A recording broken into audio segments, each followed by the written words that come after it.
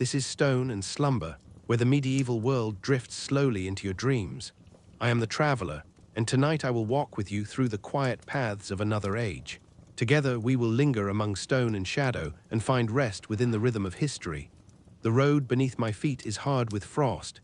Each step makes a small sound, a soft crunch, like walking on scattered eggshells. The sound is gentle. It does not echo. It simply exists for a moment, then disappears into the vast silence of winter. I have been walking since before dawn, though dawn itself was hardly noticeable. The sky simply shifted from black to gray, as if someone had pulled a thin wool cloth across the darkness. No sun appeared, only this gray light, flat and even, spreading across the frozen world. Around me, the landscape sleeps beneath snow. Fields stretch away on either side of the road, their boundaries marked by low stone walls that disappear and reappear like stitching through white fabric. The snow is not fresh. It fell days ago, perhaps weeks ago, and now it has settled into itself, compressed and hardened by its own weight. In some places, the wind has swept it nearly clean, revealing the dark earth beneath. In others, it has gathered into smooth drifts that curve against the walls like sleeping animals. There are no trees here, not close to the road. They stand farther away, dark vertical lines against the gray sky, their branches bare and still. They look like cracks in the world, like places where the fabric of winter has torn just slightly, showing something darker beneath. I pull my cloak tighter around my shoulders. The wool is thick, woven by hands I will never know, in a village I passed through 3 days ago. It smells faintly of lanolin and wood smoke. The wool is not soft. It scratches against my neck, rough and honest. But it holds warmth close to my body, trapping what little heat my walking generates. Beneath the cloak, I wear a tunic of undyed linen, and beneath that, another layer thinner against my skin. Even so, the cold finds its way in. It seeps through the weave of the fabric. It crawls up from the frozen ground through the soles of my boots. My breath makes small clouds in the air before me. I watch them form and dissolve, keeping time with my steps. Each breath is visible proof that I am alive, that warmth still exists somewhere in this frozen world, even if only in the small furnace of my chest. The clouds hang for just a moment before the cold claims them, pulling them apart into nothing. Ahead, the road curves gently to the left, following the shape of the land. And there, at the top of the next rise, I see it, the castle. It appears slowly, as if emerging from the gray sky itself. First, just a darker smudge against the clouds. Then, as I continue walking, it takes form, a tower, then another. Then the long line of a curtain wall, following the contour of the hillside. The stone is the same color as the winter sky, gray, weathered, ancient. From this distance, it is difficult to tell where the castle ends and the clouds begin. I stop walking for a moment, simply to look. Smoke rises from somewhere within those walls. Just a thin thread of it, darker gray against lighter gray, climbing upward before the wind catches it and pulls it sideways, spreading it across the sky. That smoke means fire, and fire means warmth, or at least the idea of warmth, the promise of it. But I know better than to expect comfort. I have been inside castles before. I have walked their corridors, slept in their chambers, eaten in their halls. I know what awaits me there. Stone, cold stone. Stone that holds the winter in its very substance. Stone that seems to generate cold from within itself, as if it were made not from rock but from frozen time. Still it is shelter, and shelter matters even when it is cold. I begin walking again. The road climbs now, rising steadily toward the castle.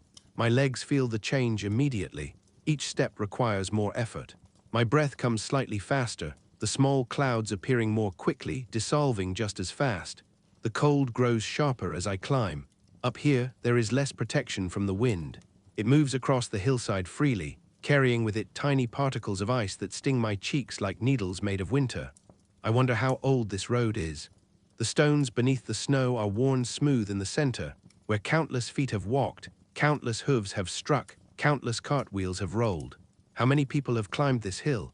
How many have stood where I stand now, looking up at these same walls, seeking the same shelter? The road remembers them all, though it speaks no names.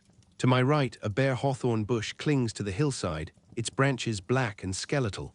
A few dried berries still hang there, shriveled and dark, somehow missed by the winter birds. They look like small drops of frozen blood. I wonder if they will still be there when spring comes, or if hunger will eventually claim them. Everything waits in winter. Everything endures until the world remembers how to be warm. The castle grows larger with each step. Details emerge from the grey mass. I can see individual stones now, massive blocks fitted together with such precision that barely a finger's width separates them. The stones are not uniform. Some are darker, some lighter. Some show the marks of the tools that shaped them, long straight scratches where chisels bit into rock.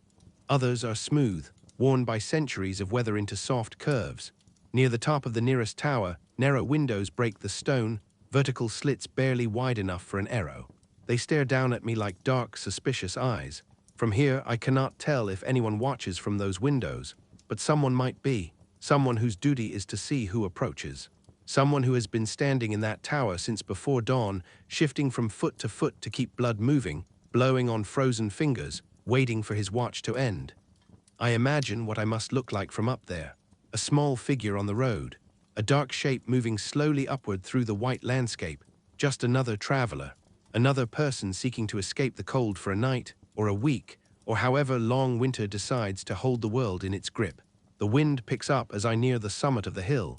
It comes from the north, carrying with it the smell of snow and distance. It finds every gap in my clothing, every space between fabric and skin, and it pushes through with patient insistence. My ears ache with cold, my nose has gone numb. My fingers, wrapped in wool inside my gloves, feel thick and clumsy as if they belong to someone else. But I am almost there. The road levels out as I reach the top of the hill. Ahead, perhaps 100 paces away, the castle gate stands closed. It is made of thick oak planks, reinforced with iron bands that have rusted to a dull reddish brown. Above the gate, the portcullis is raised, a heavy iron grating with pointed teeth at its bottom edge, held in place by chains I cannot see. Murder holes puncture the stone above the entrance, dark openings through which defenders could drop stones, or pour boiling water, or shoot arrows down onto anyone trying to force their way inside. But I am not forcing my way, I am simply arriving. I stop before the gate and wait. There is a protocol to these things. One does not simply walk up to a castle gate and demand entry. One waits, one is observed.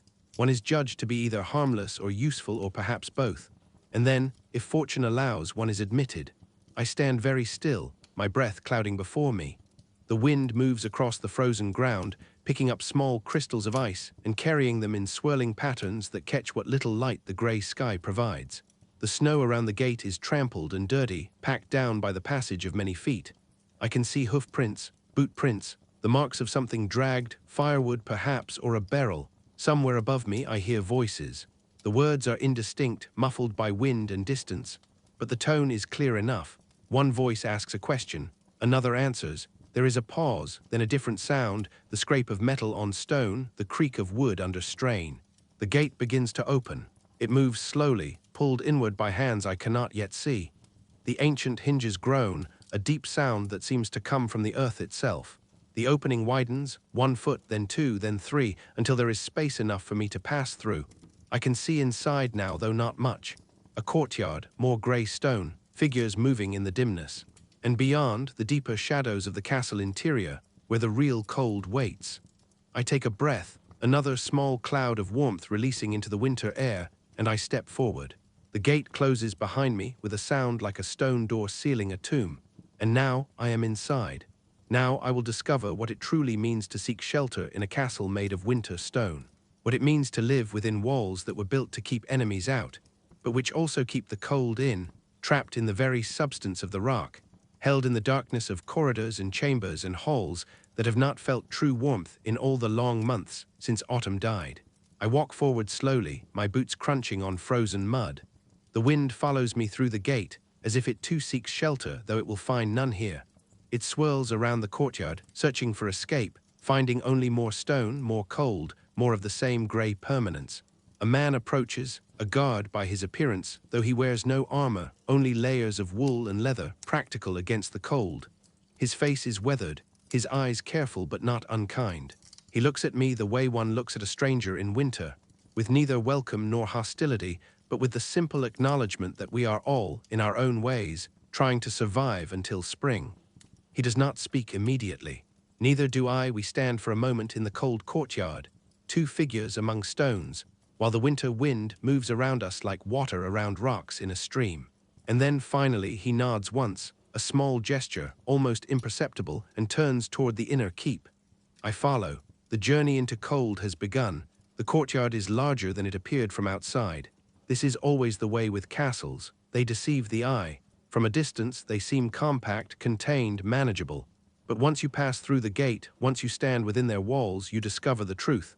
They are hollow mountains, labyrinths of stone, places where distance multiplies and direction becomes uncertain. I follow the guard across frozen mud.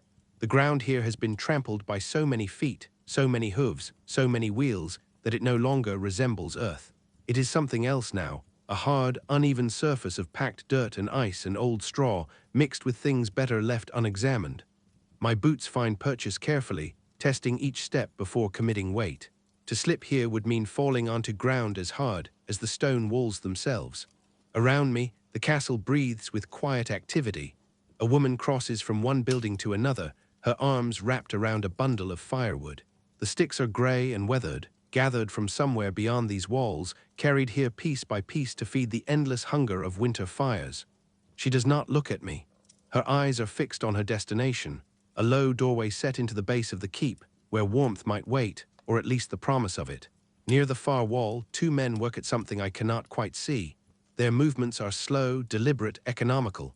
They are not in a hurry. Nothing moves quickly in winter. The cold makes every action more difficult, every task more laborious. Muscles stiffen, fingers lose their nimbleness, even thought becomes sluggish, as if the mind itself has partially frozen. I watch my breath cloud before me, and I notice something. Inside these walls, my breath hangs longer in the air than it did on the open road. The wind cannot move freely here. It enters through the gate, it flows around corners, it searches for escape through windows and arrow slits and gaps in doorways. But it cannot sweep through with the same force. The walls break it, slow it, turn it back upon itself. And so the air becomes thick with cold, not the sharp, moving cold of the open landscape, but a still, heavy cold that settles like water at the bottom of a well. The guard stops before a door. It is set into the base of the keep, the central tower, the heart of the castle, where the lord's chambers rise above and the great hall spreads within. The door is oak, thick as a man's hand is wide, reinforced with iron bands that have oxidized to a dull, earthy red. There is no handle on this side, only an iron ring, black with age and use. The guard pulls the ring, and the door swings inward with a groan. Sound changes when you enter stone. Outside, sounds dissipate into the open air, absorbed by distance and wind. But inside stone walls, sound behaves differently. It becomes sharper, harder. It echoes in strange ways, bouncing off surfaces you cannot see, returning to your ear transformed. The groan of the door's hinges seems to come from everywhere and nowhere, as if the castle itself is waking from sleep and finding the awakening painful. I step through the doorway, and the change is immediate. Darkness. Not the darkness of night, which is soft and natural, but the darkness of stone, thick, textured, almost tangible. The only light comes from torches mounted in iron brackets along the walls, their flames small and struggling, barely holding back the shadows.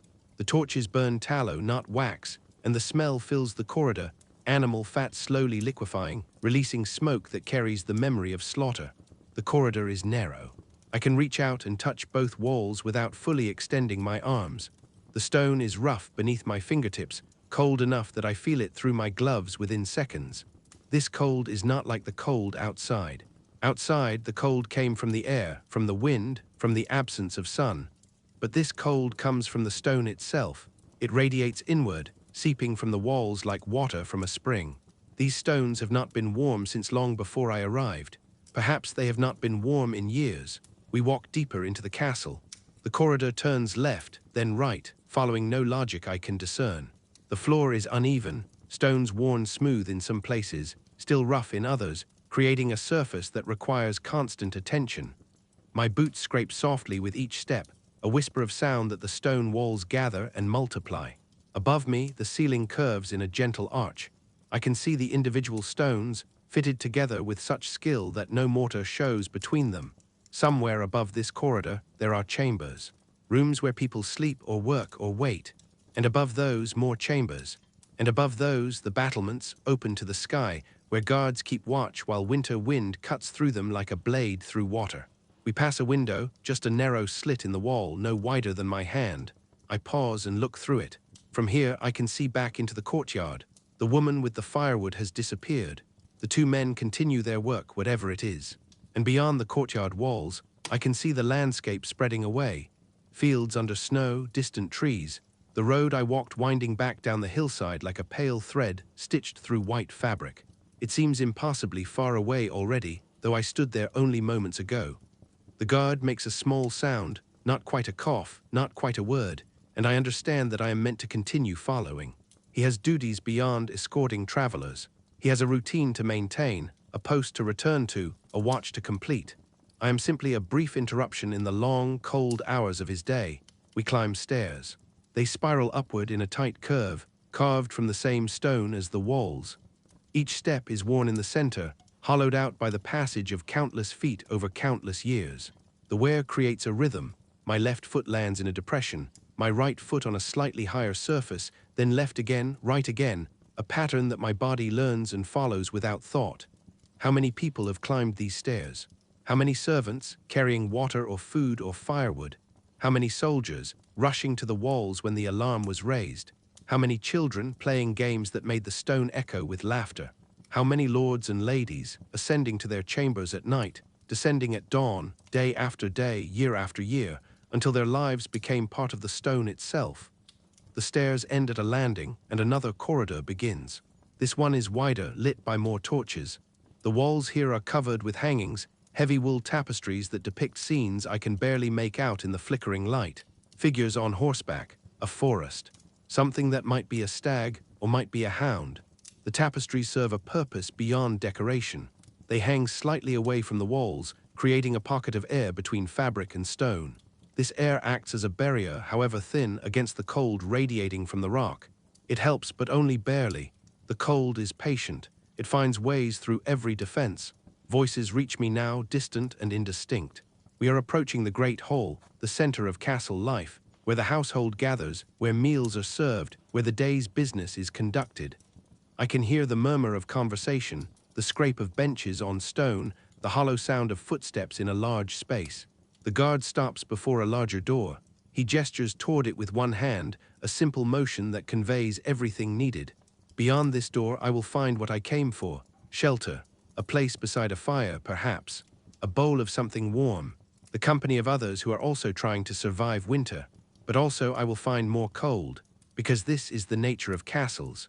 They are built from stone, and stone holds cold the way metal holds heat, completely, utterly, releasing it only with great reluctance. Every wall is a reservoir of winter. Every floor, every stair, every ceiling. The cold is not something that enters from outside. It is woven into the very fabric of the structure, as permanent as the mortar between stones. The guard opens the door, and warmth rushes out to meet me. Or rather, what passes for warmth in a castle in winter? It is warmer than the corridor, that much is true. But it is not warm the way a cottage is warm, or a tavern, or even a well-built barn. It is simply less cold. The air here might allow you to remove your outer cloak without immediately regretting it. Your breath might not quite cloud before you. Your fingers might retain some feeling if you hold them near the fire. But you would never be comfortable, not truly. Not the way comfort exists in summer or even in autumn. Winter in a castle is endurance, not comfort. It is the art of finding ways to be less cold, never ways to be warm. I step through the doorway, and the door closes behind me with a solid sound, wood meeting wood, thick and final. The great hall opens before me. It is larger than I expected, though I have seen halls like this before. The ceiling rises high above, disappearing into shadows that the firelight cannot reach. Wooden beams span the width of the room, massive oak timbers that have held this ceiling aloft for longer than anyone now living can remember. From these beams hang iron chandeliers, holding candles that add their small light to the greater light of the fire. And there is fire. In the center of the hall, a great hearth burns, not set into a wall as fires are in smaller buildings, but standing free in the middle of the space, a stone platform perhaps 3 feet high and 6 feet across, upon which logs as thick as my thigh burn with steady, hungry flames. Smoke rises from the fire, drifting upward toward the ceiling, where somewhere gaps in the roof allow it to escape, or some of it at least. The rest lingers in the rafters, a gray haze that softens the already dim light. People move around the hall, servants mostly, preparing for the next meal, or cleaning away the remains of the last. They wear layers upon layers of clothing, each person wrapped in their own portable fortress against the cold. No one moves quickly. Everyone conserves energy, rationing their warmth the way a miser rations gold. I walk closer to the fire.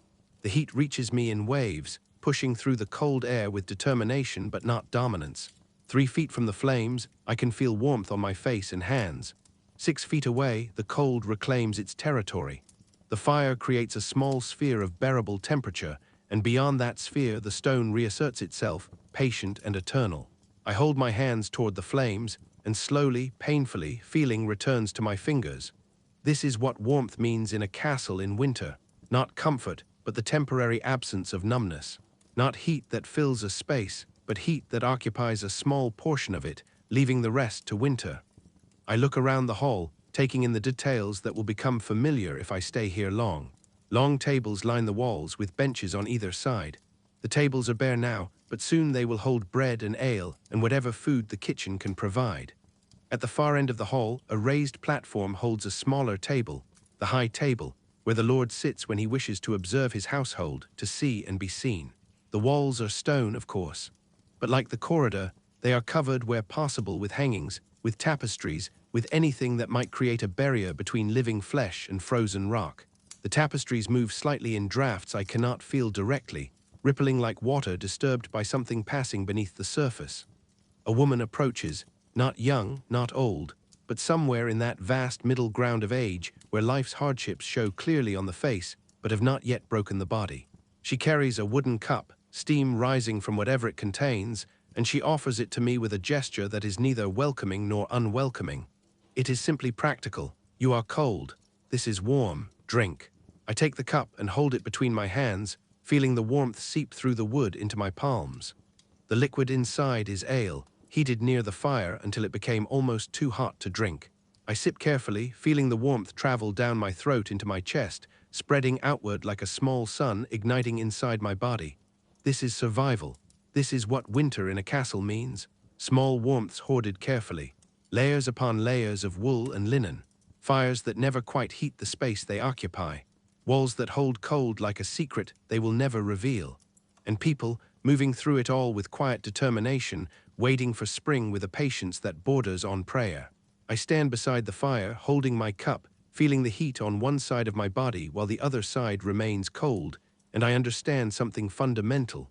A castle is not a home, it is a fortress. And fortresses are built for one purpose, to survive, not to provide comfort, not to create coziness, not to shelter people from discomfort, but simply to keep them alive when the world outside wants them dead. And in winter, the world outside very much wants everything dead. The stone knows this. The stone remembers every winter that has passed through it, every cold season that has settled into its substance.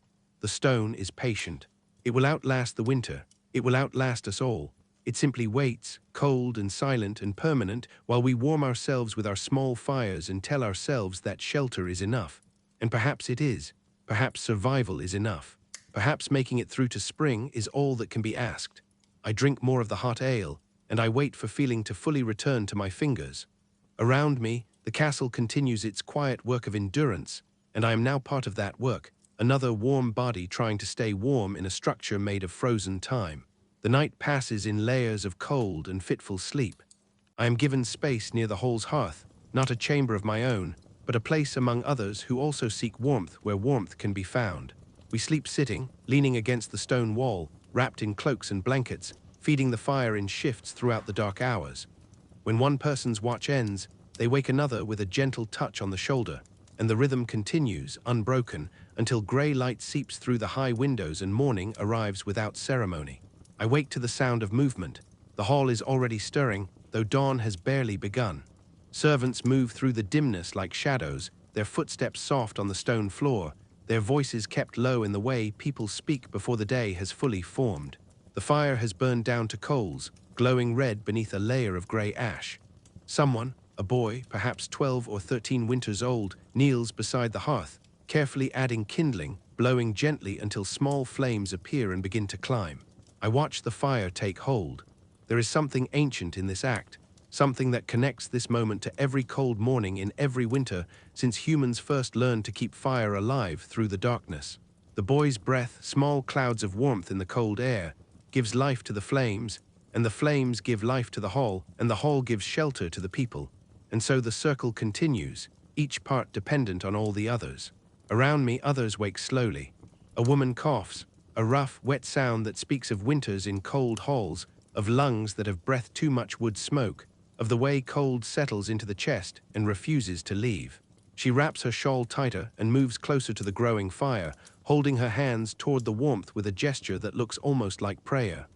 Another person, a man gray-bearded, his face carved by years into deep lines, rises stiffly from his sleeping place. His joints protest the movement. I can hear small sounds as he straightens, bones settling into their daytime configuration after a night of cold stone and inadequate rest. He does not complain. Complaint would serve no purpose. This is simply how mornings are in winter. The body objects, and the will overrides the objection, and life continues. I stand as well, feeling my own stiffness, my own body's reluctance to move. My back aches where it pressed against the wall. My neck is stiff from sleeping at an angle. My feet are cold despite the layers of wool wrapping them. But I am alive, and the night is over, and there is something to be said for that simple fact. I survived another night in a castle in winter. That is not nothing. The hall slowly fills with light. It does not fill with warmth, not yet, perhaps not ever. But light creeps through the narrow windows, pale and gray, transforming the space from a cave of shadows into something more defined. I can see the full length of the hall now, the height of the ceiling, the thickness of the walls. In darkness, the hall felt enclosed, protective. In daylight, it feels vast and cold, a space too large to ever properly heat. The high windows are shuttered, but the shutters do not fit perfectly.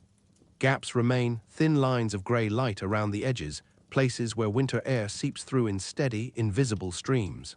I can see my breath again, clouds forming and dissolving, forming and dissolving. The fire helps, but only in its immediate vicinity. Beyond the sphere of its warmth, the cold reasserts itself completely. Tables begin to be prepared for the morning meal.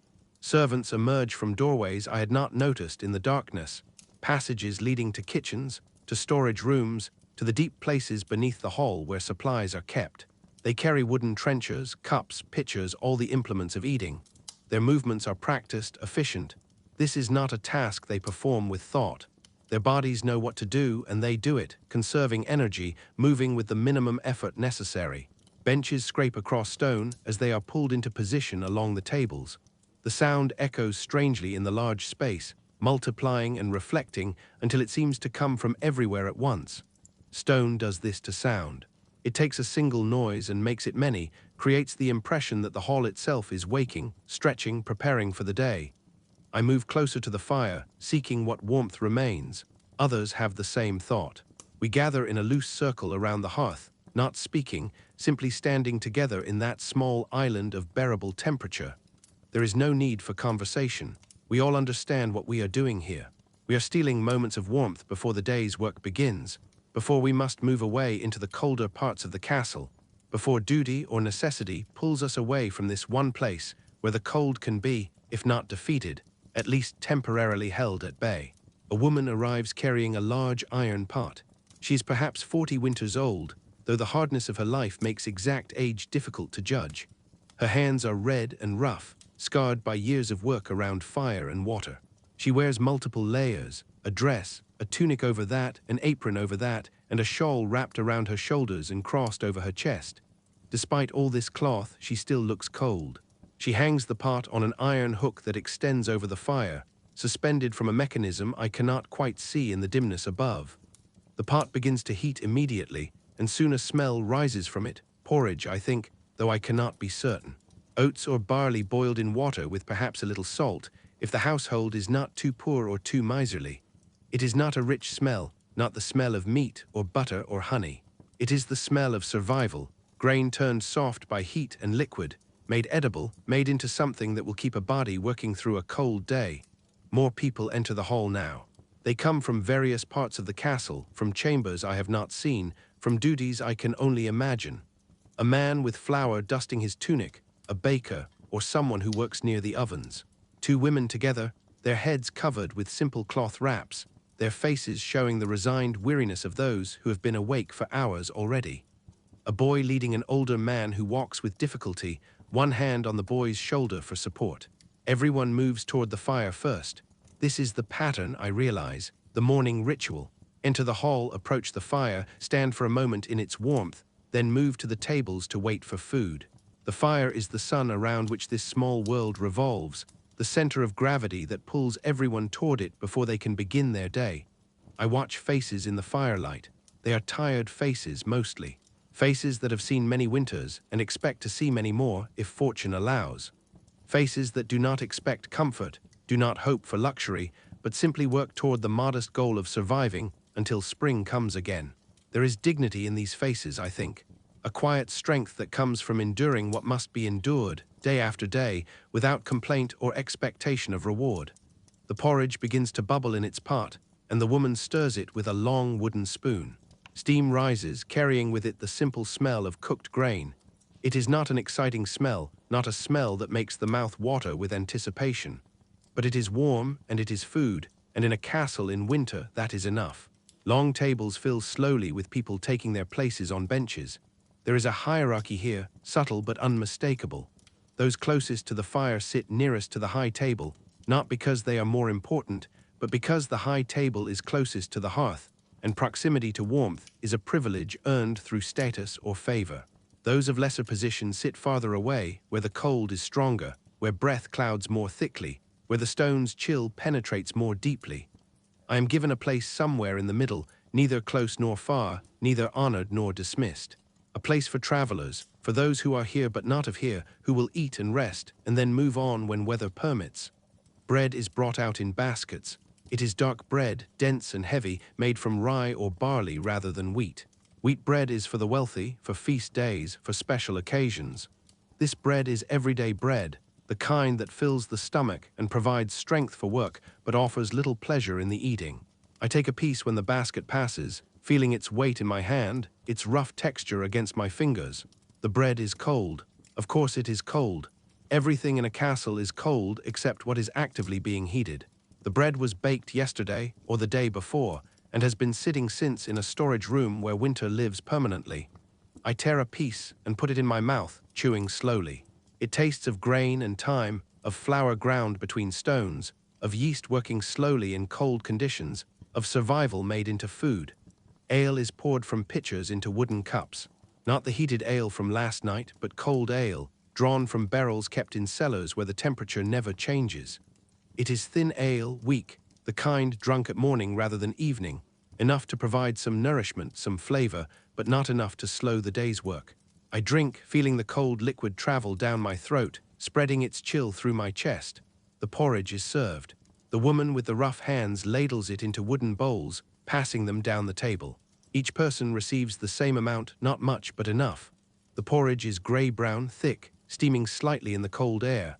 I spoon some into my mouth and find it bland, flavored with nothing but salt, if that. But it is warm, and warmth has its own flavor in a place this cold. I eat slowly, making the warmth last.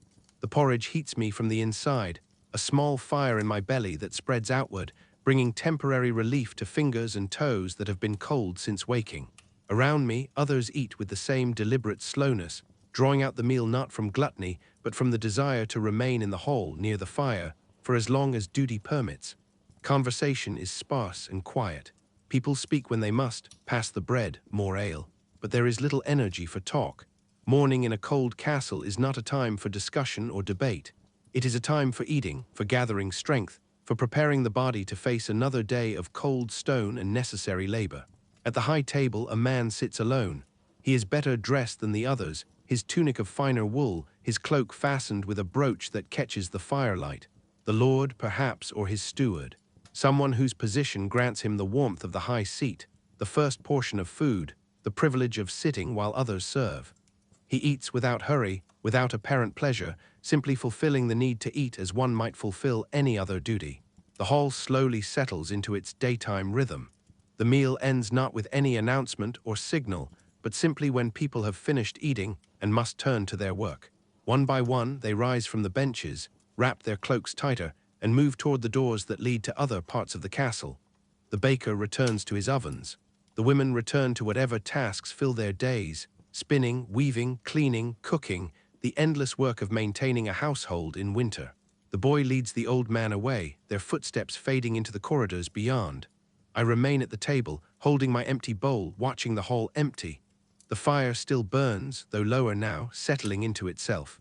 The woman who served the porridge is cleaning her pot, scraping the sides with her wooden spoon, salvaging every last bit before it can cool and harden. Waste is not permitted. Everything has value when survival depends on careful management of resources. Light continues to strengthen at the windows, though it remains grey, filtered through winter clouds that seem permanent, as if the sun has forgotten how to shine with full brightness. This is morning in a castle in winter. Not a beginning, really, more like a continuation. The castle does not start and stop. It simply continues, day after day, night after night, holding cold in its stones, feeding its people just enough to keep them working, providing shelter that is barely adequate but better than none.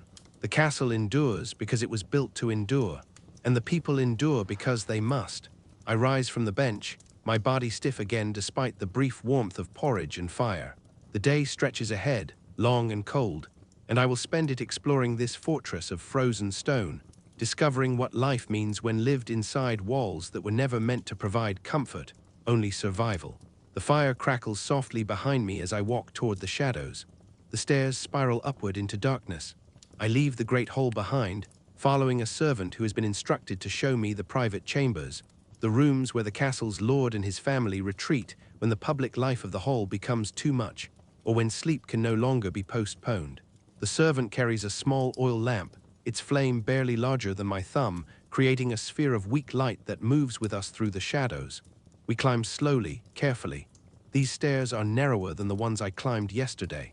They curve more tightly, hugging the inner wall of a tower that rises from the castle's heart. The steps are uneven, worn smooth in the center by centuries of ascending and descending feet. My hand trails along the outer wall, feeling cold stone beneath my fingertips, following its curve upward into the tower's heights. The servant says nothing. Neither do I sound changes in a stairwell. Our footsteps echo strangely, bouncing between stone walls, creating the impression that more than two people climb these stairs, that ghostly companions accompany us upward, their presence felt but never seen. My breath comes slightly harder with the effort of climbing, small clouds of warmth that the lamplight catches for just a moment before they dissolve into the surrounding cold. We reach a landing, and the servant stops before a door. It is smaller than I expected, barely tall enough that I must duck slightly to pass through, narrow enough that I could touch both sides of the frame without extending my arms fully.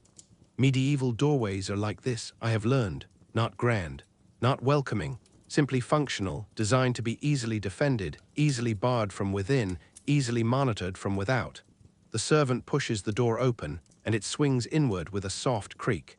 The chamber beyond is dim, lit only by the gray light filtering through a single narrow window. The servant enters first, using the lamp to light two candles set in iron holders mounted on the wall. The candles catch slowly, their flames small and hesitant, as if reluctant to burn in such cold air. But they hold, and gradually the chamber emerges from darkness. It is not a large room, perhaps 12 feet square, with a ceiling just high enough that I can stand upright in the center, though it slopes downward near the walls where it meets the curved stone of the tower. The floor is stone, of course. Everything is stone, covered partially by rushes that have been laid down to provide some small barrier between feet and frozen rock. The rushes are old, dry, crackling softly when walked upon. Against one wall stands a bed. This is what I came to see. This is where sleep happens in a castle for those privileged enough to have a chamber of their own. The bed is large, or rather, it appears large in this small room, built from heavy oak that has darkened with age. 4 posts rise from its corners, supporting a wooden canopy above. And hanging from this canopy, enclosing the bed on all sides, are curtains. Heavy curtains, thick wool curtains. Curtains that can be drawn close to create a space within a space, a room within a room. I step closer to examine them. The fabric is coarse, woven from wool that still carries the smell of the sheep it came from, a mixture of lanolin and animal and outdoors, preserved in the fibers. The curtains hang in heavy folds, their weight keeping them still despite the drafts that move through the chamber. When I touch them, they feel slightly damp, as if they have absorbed moisture from the air and hold it within their weave. These curtains are not decoration, they are survival. At night, when sleep can no longer be avoided, when the body demands rest regardless of comfort, these curtains will be drawn closed. They will create a small enclosed space, perhaps 4 feet wide by 6 feet long, containing only the bed and the person or persons sleeping within. The air inside this space will warm slightly from body heat, trapped by the curtains, unable to dissipate into the larger chamber. It will never become truly warm, but it will become less cold, and less cold is the best that can be hoped for. The servant gestures toward the bed, indicating that I should look more closely. I part the curtains and peer inside. The mattress, if it can be called that, rests on a wooden frame laced with rope. The rope creates a sort of net, giving slightly underweight, providing some measure of comfort compared to sleeping on bare planks. Upon this rope foundation lies the mattress itself, a large cloth bag stuffed with straw. I press my hand against it and feel the straw shift beneath the fabric, dry and rustling, forming and reforming to accommodate pressure. Straw mattresses are common, the servant tells me in a quiet voice that seems reluctant to disturb the chamber's silence. Straw is available, cheap, easily replaced when it becomes too compressed or too soiled to be comfortable. Wealthy households might use feathers, down plucked from geese and ducks, creating a softer surface for sleep. But straw is sufficient. Straw works. Straw has cushioned sleeping bodies for as long as anyone can remember. On top of the straw mattress lie other layers. First, a sheet of rough linen, gray with age and washing. Then a wool blanket, thick and heavy, woven in a pattern of dark browns and grays. Then another blanket, similar to the first. Then a coverlet, a quilted layer filled with wool scraps and fabric pieces, stitched together into squares that trap air between them. And finally, spread across the top, several furs. Rabbit, fox, perhaps deer, their skins tanned and softened but still recognizable, still carrying the shape of the animals they once covered. This is how one sleeps in a castle in winter, not in comfort, but in layers. Layer upon layer of fabric and fur and wool, each one contributing its small resistance to the cold that seeps up from the stone floor, that radiates down from the stone ceiling, that presses inward from the stone walls. The body becomes buried in these layers, cocooned, held in place by weight and warmth-seeking instinct. But even this is not enough. The servant moves to a corner where a metal object sits, a bed warmer, a long-handled pan with a hinged lid, designed to hold hot coals. Before sleep, this pan would be filled with embers from a fire elsewhere in the castle, then slid between the sheets, moved back and forth across the mattress to warm the fabric, to drive the worst of the cold from the immediate sleeping space. Only when this ritual is complete, only when the sheets have been warmed and the bed warmer removed, would one dare to undress and slip beneath the covers. I imagine this process, the hesitation before removing outer garments, the speed with which inner layers would be shed, standing in the freezing chamber, breath clouding thick, fingers fumbling with laces and ties. The quick movement toward the bed, pulling back layers, sliding between sheets that are warm, briefly warm from the passage of hot coals. The immediate pulling of covers up to chin, the tucking of fabric around body, the drawing closed of bed curtains to trap every possible molecule of warmth. And then the waiting, the hoping that sleep comes before the cold seeps back in, before the temporarily warmed sheets lose their heat to the surrounding stone, before the body's warmth is insufficient to maintain even basic comfort. The window draws my attention. It is narrow, barely wider than my hand, cut through stone that must be 3 feet thick. This thickness is necessary for defense, for withstanding siege weapons, for maintaining the integrity of the tower's structure. But it also means that very little light enters even during the day, and at night, the window becomes simply another source of cold, a channel through which winter air flows with patient insistence. The window is shuttered from within. Wooden shutters, fitted as closely as medieval carpentry allows, held closed by an iron bar that slides through metal brackets. But shutters cannot seal completely. Gaps remain, thin lines around the edges where wood meets stone, places where air moves freely, carrying cold inward like an invisible flood that never stops, never tires, never relents. I can feel the draft from here, standing several feet away. It is not a strong wind. It is barely noticeable as movement. But it is there, a steady flow of cold air that enters through those gaps and spreads across the chamber floor, settling into the lowest places, pooling in corners, filling the room from bottom to top like water poured slowly into a vessel. The servant notices my attention and nods. Everyone knows about the drafts, the gesture seems to say. Everyone who has spent a night in a castle chamber understands that sleep comes despite discomfort, not because of any real comfort. The bed curtains help, the layers help, the bed warmer helps, but none of these things create warmth. They simply slow the loss of warmth, delay the inevitable moment when the body's heat production cannot keep pace with the stone's heat absorption. Against another wall stands a wooden chest. Its lid is closed, but I can imagine what it contains. Clothing, extra blankets, personal possessions, everything stored in a chest because there is nowhere else to put things, no closets, no drawers, no cabinets. Medieval storage is simple. Chests and boxes and bags, everything packed away when not in use. Everything heavy and difficult to move but necessary because possessions must be protected from damp and dust, and the various small creatures that share these spaces with humans. Near the chest, almost invisible in the dim light, sits a chamber pot. It is simple pottery, unglazed on the inside, shaped to serve its necessary function. No one wants to leave their chamber in the middle of the night, to walk through dark corridors, to seek out the privy that might be in another tower entirely. And so the chamber pot waits, ready to serve, allowing people to remain in their chambers, in their beds, wrapped in their layers, rather than venturing out into the castle's deeper cold. The servant indicates that we should leave. There is nothing more to see here. This is what a private chamber is. A small stone room with a bed, a chest, a chamber pot, and drafts. This is where the privileged sleep, those whose status grants them privacy, who do not have to share the floor of the great hall with servants and travelers. This is luxury by castle standards. A door that closes, curtains that can be drawn, enough layers to possibly survive the night without waking from cold. I take one last look around the chamber. The candles flicker in their holders, their light barely pushing back the shadows. The bed stands like a promise of rest that will never quite be fulfilled.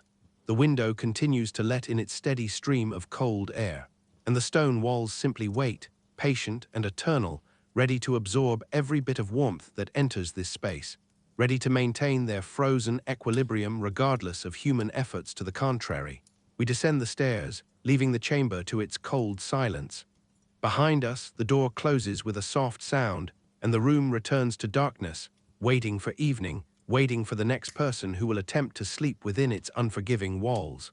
I think about nights, long winter nights in a castle, where darkness falls early and dawn comes late, where sleep is not restful but necessary, not comfortable but unavoidable, where people climb into their beds with the same determination they might show preparing for battle, armed with layers and furs, and whatever warmth they can steal from fires that will not last until morning. And I think about mornings, waking to darkness because the sun has not yet risen, the reluctance to emerge from beneath the covers, knowing that the chamber will be colder now than when sleep began, that the small warmth generated by the body and trapped by the curtains will dissipate within seconds of exposure. The quick donning of clothes, layer upon layer, fingers clumsy with cold. The lighting of a candle with flint and steel, multiple strikes necessary before a spark catches. The small breakfast brought by a servant, bread and weak ale, eaten while standing, while moving, while trying to generate heat through motion. This is the art of sleep in a medieval castle. Not an art of comfort, but an art of endurance. Not a practice of rest, but a practice of survival. Each night a small test of will. Each morning a small victory over the temptation to simply stay buried in layers, to never emerge, to let the cold win. We reach the bottom of the stairs and step into a corridor. The lamp's flame wavers in a draught, casting moving shadows on the stone walls. Somewhere in the distance, I hear voices, the sound of work continuing, the castle maintaining its daily rhythm. Life goes on, regardless of comfort or discomfort, regardless of warmth or cold. The castle endures because it must, and the people within it endure for the same reason. I follow the servant back toward the great hall, back toward the fire, back toward the one place in this entire fortress where sitting still does not immediately result in cold seeping through every layer of protection. And I carry with me the knowledge of what waits above in those small stone chambers when night falls and sleep can no longer be postponed.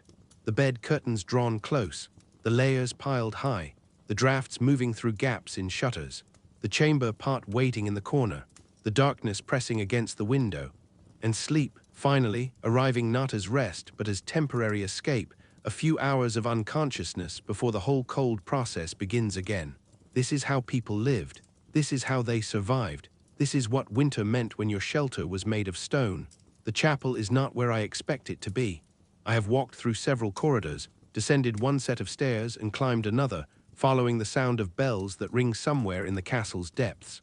Small bells, not the great bells of a cathedral, but intimate bells that call the household to prayer at intervals throughout the day. Their sound echoes strangely through stone passages, seeming to come from multiple directions at once, leading me in circles until finally I find the door I seek.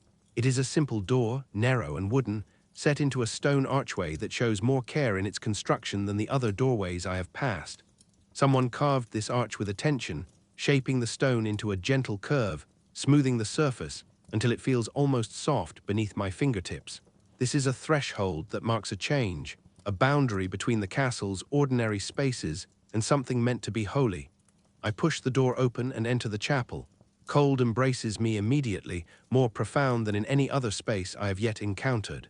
The chapel is small, perhaps 20 feet long and 12 feet wide, with a ceiling that rises higher than necessary, creating a vertical space that seems to pull warmth upward and away, leaving the lower air frozen and still. Stone walls surround me on all sides, and these walls have no tapestries, no hangings, nothing to soften the rock's eternal chill. The stone here is bare, exposed, honest in its coldness. 3 narrow windows pierce the eastern wall, each one barely wider than my hand, each one admitting thin gray light that falls in angled shafts across the space. The light catches small particles of dust that float suspended in the air, making the light itself visible, tangible, as if it were a substance rather than merely the absence of darkness. The floor is stone, of course, worn smooth by the knees and feet of countless people who have come here to pray over countless years. I can see the wear patterns clearly. Near the altar, the stone is deeply hollowed, where generations of priests have stood to conduct services. Before the altar, depressions mark the places where people kneel, their knees pressing against stone day after day, year after year, slowly wearing away the rock's surface, leaving behind evidence of devotion measured in millimeters of erosion. The altar itself stands against the eastern wall, beneath the 3 windows. It is simple stone, a single large block, flat on top, positioned so that the light from the windows falls across its surface during morning prayers. Upon the altar sits a wooden cross, dark with age, and 2 candles in iron holders. The candles are not lit now. The chapel waits in its cold stillness, empty of people but full of the weight of accumulated prayer. I walk slowly toward the altar, my footsteps echoing in the space. The echo is different here than in other parts of the castle. Sharper, cleaner, as if the stone in this place has been trained to reflect sound with particular clarity. Each step I take is answered by its echo, and the echo lingers for a moment before dissolving into the silence that fills every corner of the chapel like water filling a well. My breath clouds before me, thick and visible. In the great hall, my breath was barely noticeable. Near the fire, it disappeared entirely. But here, in this cold chapel, every breath becomes a small white cloud that hangs in the air for several seconds before slowly dissipating. I breathe and the cloud forms. I breathe again, and another cloud joins the first. I am creating visible proof of life in a space that feels suspended between the living world and whatever lies beyond. I wonder what it is like to pray here. To kneel on this frozen stone floor, to feel the cold seep through layers of clothing, to press palms together and bow head while winter holds the space in its grip, to form words of devotion while breath clouds obscure the altar, while fingers grow numb, while the body's discomfort competes for attention with the soul's yearning for something beyond discomfort. Prayer in a medieval castle is not separate from suffering. It exists within suffering, alongside it, perhaps because of it. The cold becomes part of the prayer, a physical reminder of human vulnerability, of dependence on forces beyond control. Each shiver is a small humility, each numb finger a lesson in impermanence. I kneel, carefully, lowering myself onto the stone. The cold strikes through my knees immediately, a sharp sensation that quickly spreads. The stone pulls heat from my body with startling efficiency, as if it were actively drawing warmth away rather than simply failing to provide it. Within seconds, my knees ache. Within a minute, the ache deepens into a pain that cannot be ignored. This is what devotion requires in winter. This is what it costs to maintain spiritual practice when stone walls hold cold like a sacred trust. Not just the effort of prayer itself, but the physical endurance necessary to remain in the position of prayer long enough for the prayer to be spoken, to be felt, to be offered up into whatever realm prayers inhabit.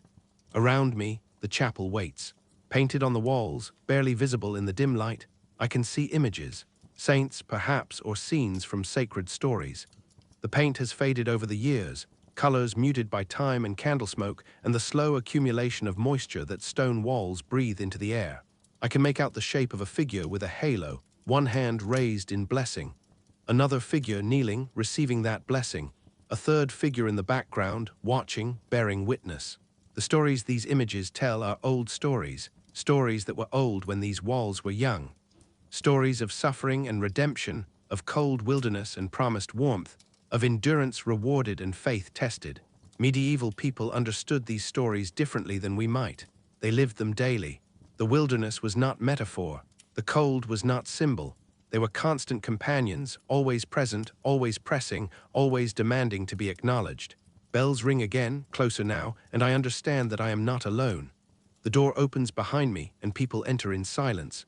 They move past me toward their places, some kneeling near the altar, others standing along the walls, each person finding the spot they always find, the place that has become theirs through repetition and routine.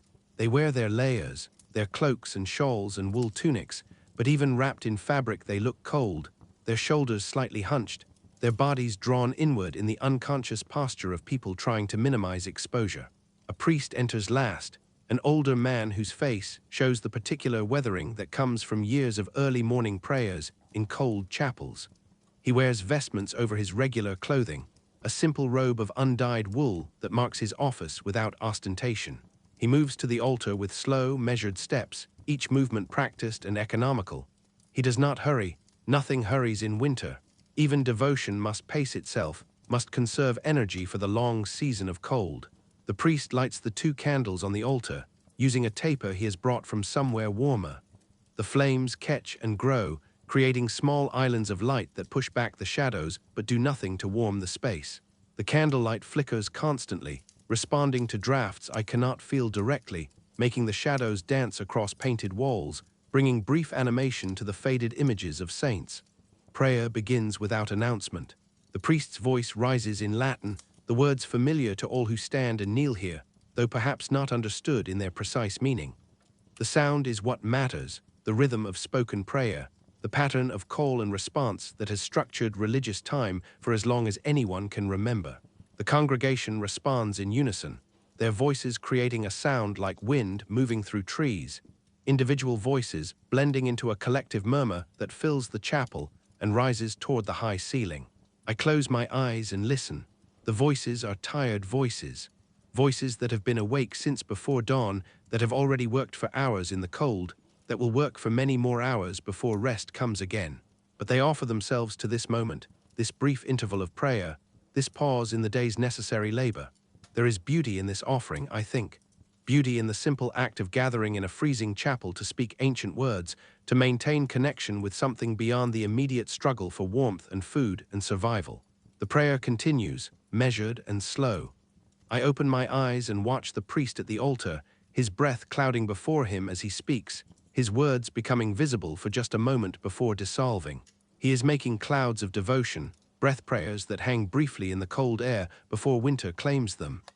Every spoken word is also a small surrender of warmth, a tiny expenditure of the body's heat given over to the act of worship. Someone coughs, a rough, deep sound that echoes harshly in the chapel's acoustics.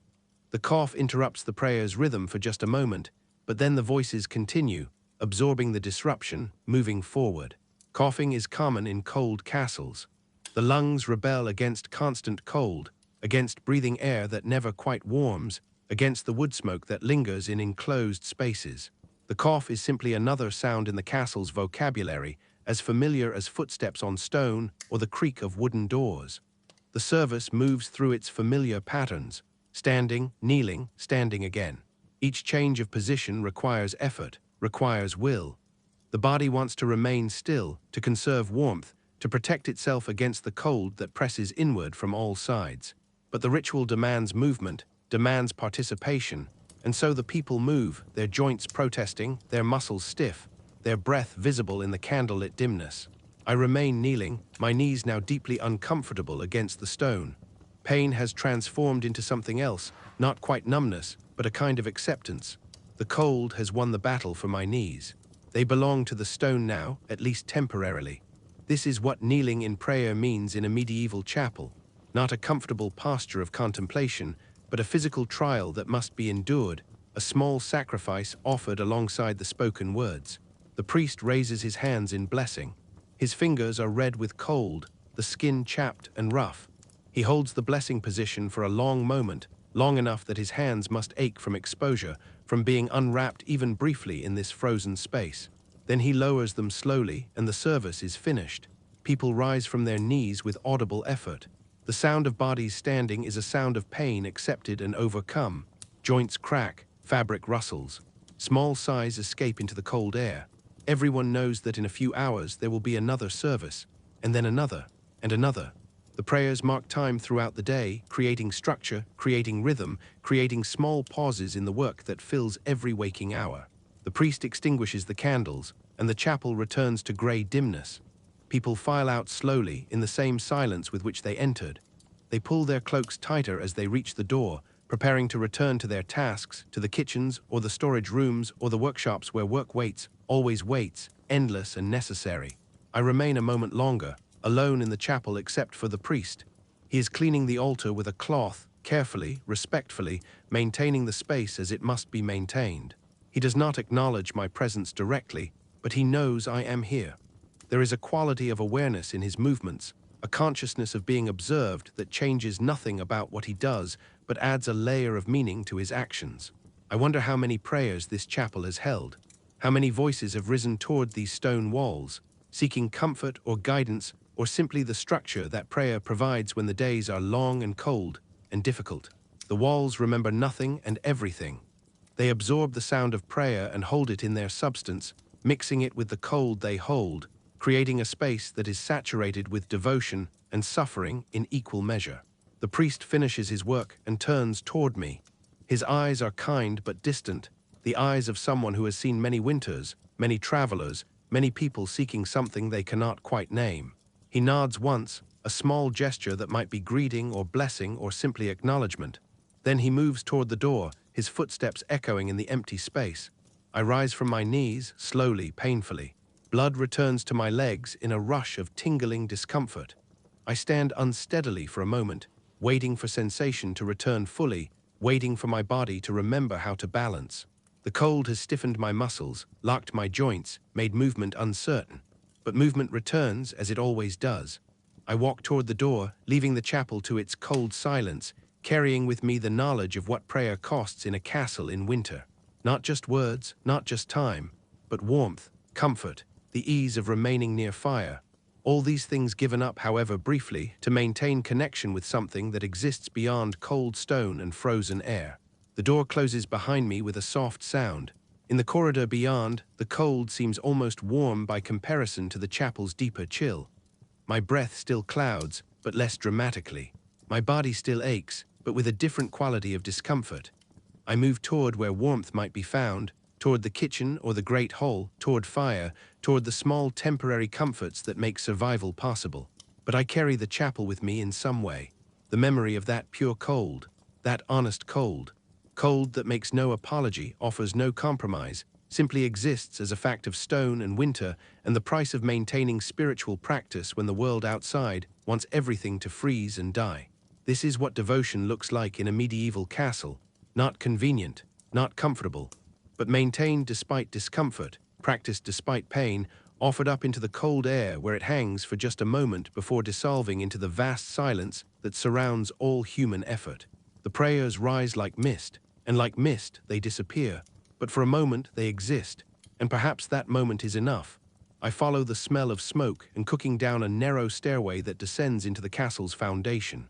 The stairs here are different from the ones leading to the chambers above. These steps are wider, worn not just in the center, but across their entire width, shaped by the passage of many people carrying heavy loads, barrels and sacks and sides of meat, all the supplies that feed a household through winter. The stone is stained dark in places, discolored by spilled liquids and dropped food, and the accumulated evidence of decades of traffic between storage and preparation. The smell grows stronger as I descend. It is not a single smell, but a layering of many smells, built up over time until they have become part of the stone itself. Wood smoke, yes, always wood smoke, but also onions and rendered fat, old ale and fresh bread, herbs hanging to dry, and meat that has been salted for preservation. The smells are not always pleasant, but they are honest. They speak of work and necessity, of food being made from raw materials through effort and heat. At the bottom of the stairs I find warmth, real warmth. Not the pale approximation that exists near the great hall's hearth, not the temporary relief of hot porridge or heated ale, but actual, substantial warmth that fills a space and holds it, that pushes back against the cold instead of merely surviving within it. The kitchen, I step through the doorway and immediately feel the difference. The air here is not just warmer but different in quality, thick and alive, moving with the drafts created by fire, carrying moisture and heat and the energy of constant activity. For the first time since entering this castle, I can breathe without seeing my breath cloud before me. For the first time, I can stand still without feeling cold creep through my layers. The kitchen occupies a large room, low-ceilinged but extensive, spreading beneath the great hall like a foundation of fire and food. The ceiling is supported by thick stone pillars, their surfaces blackened by centuries of smoke, their shapes softened by accumulated soot, until they look more like living things than carved stone. And everywhere there is fire. Not one fire but several, each serving its purpose, each contributing its portion to the room's remarkable warmth. Against the far wall, a massive fireplace stretches nearly the entire width of the space. This is not a hearth for comfort or ceremony. This is a working fire, a fire meant to cook for dozens or hundreds of people, a fire that burns day and night from autumn until spring without ever being allowed to die completely. I move closer to see it properly. The fireplace is built from stones that have been heated and cooled so many times they have changed character, become something between stone and pottery, hardened by repeated exposure to extreme heat. Within this fireplace, logs as thick as my body burn with steady intensity.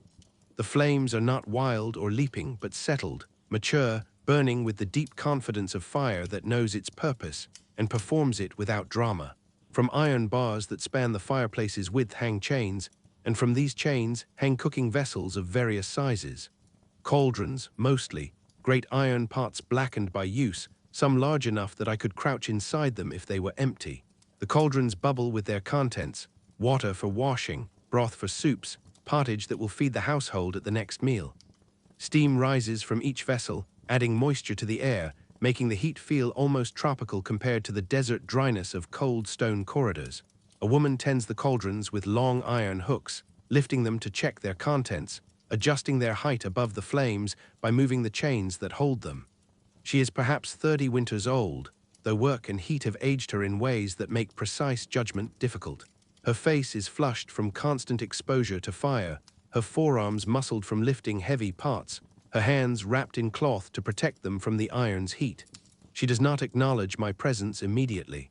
She is focused on her work, on the careful attention that cooking requires when done at this scale. Too little heat and food will not cook properly, too much and it burns, wasting precious resources. The balance must be maintained constantly, adjusted moment by moment as fires shift and foods change. To the left of the main fireplace, built into the wall itself, I see ovens. These are not separate structures, but hollows carved into the stone, lined with brick that has been mortared and sealed, each with an iron door that can be opened and closed. The ovens are heated by coals raked from the main fire and pushed inside, where they radiate heat from all sides, creating the even temperature necessary for baking bread. Through the slightly open door of one oven, I can see loaves rising, their surfaces beginning to brown, releasing a smell that makes the mouth water despite the oppressive heat. A boy, perhaps 14 winters old, sweating despite wearing only a thin tunic, uses a long wooden paddle to adjust the positions of loaves inside an oven. His movements are practiced, efficient. He has done this many times, will do it many times more. Baking bread is not occasional work in a castle. It is constant work, an endless cycle of mixing and kneading and rising and baking, producing the foundation food that fills stomachs when nothing else is available. Near another wall, a spit turns slowly over another fire.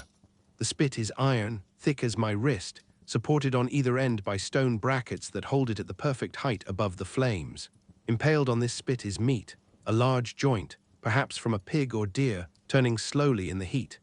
Fat drips from the meat into the fire below, causing small flares of flame that briefly illuminate the underside of the turning joint before subsiding. A young man turns the spit by hand, gripping a wooden handle that extends from one end, walking in a small circle, maintaining the constant rotation that ensures even cooking. His face runs with sweat. His hair is plastered to his forehead, but he maintains his steady pace, neither hurrying nor slowing, keeping the rhythm that experience has taught him produces the best result. This is what meat roasting looks like at its most fundamental. No mechanical convenience. No devices to maintain rotation automatically.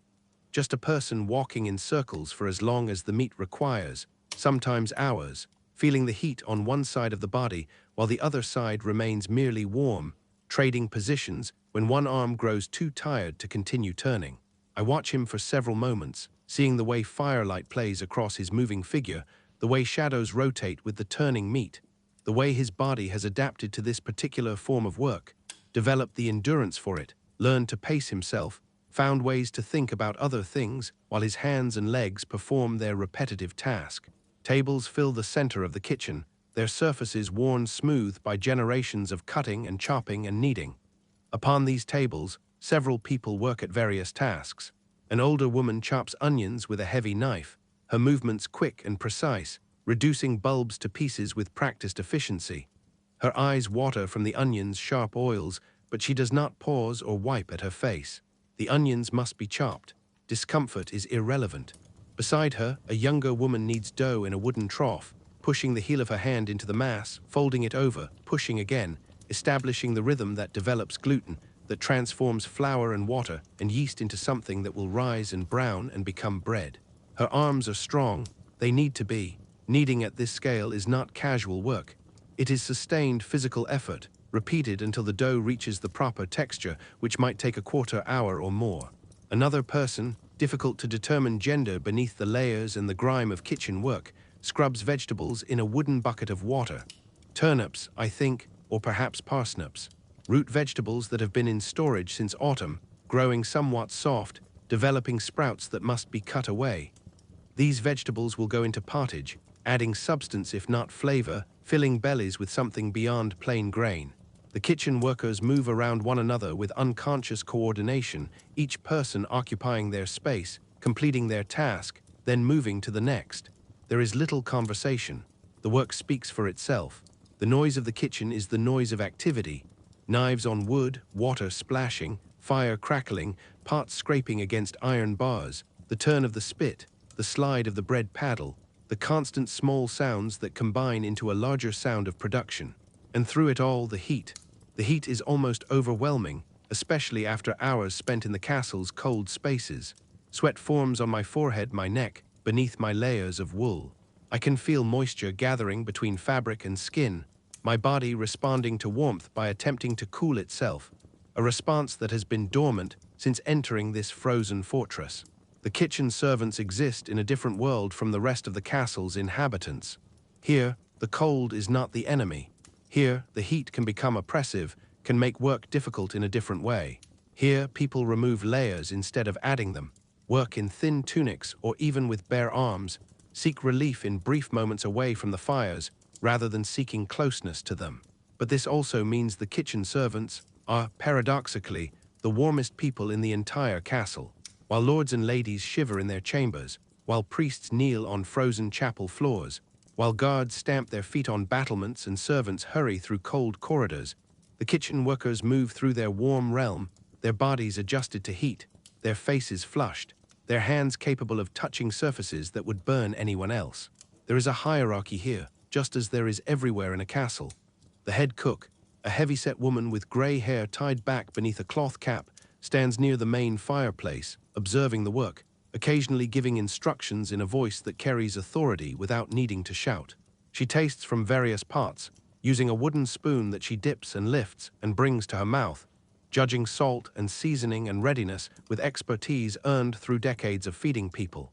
She notices me finally, and her eyes assess quickly.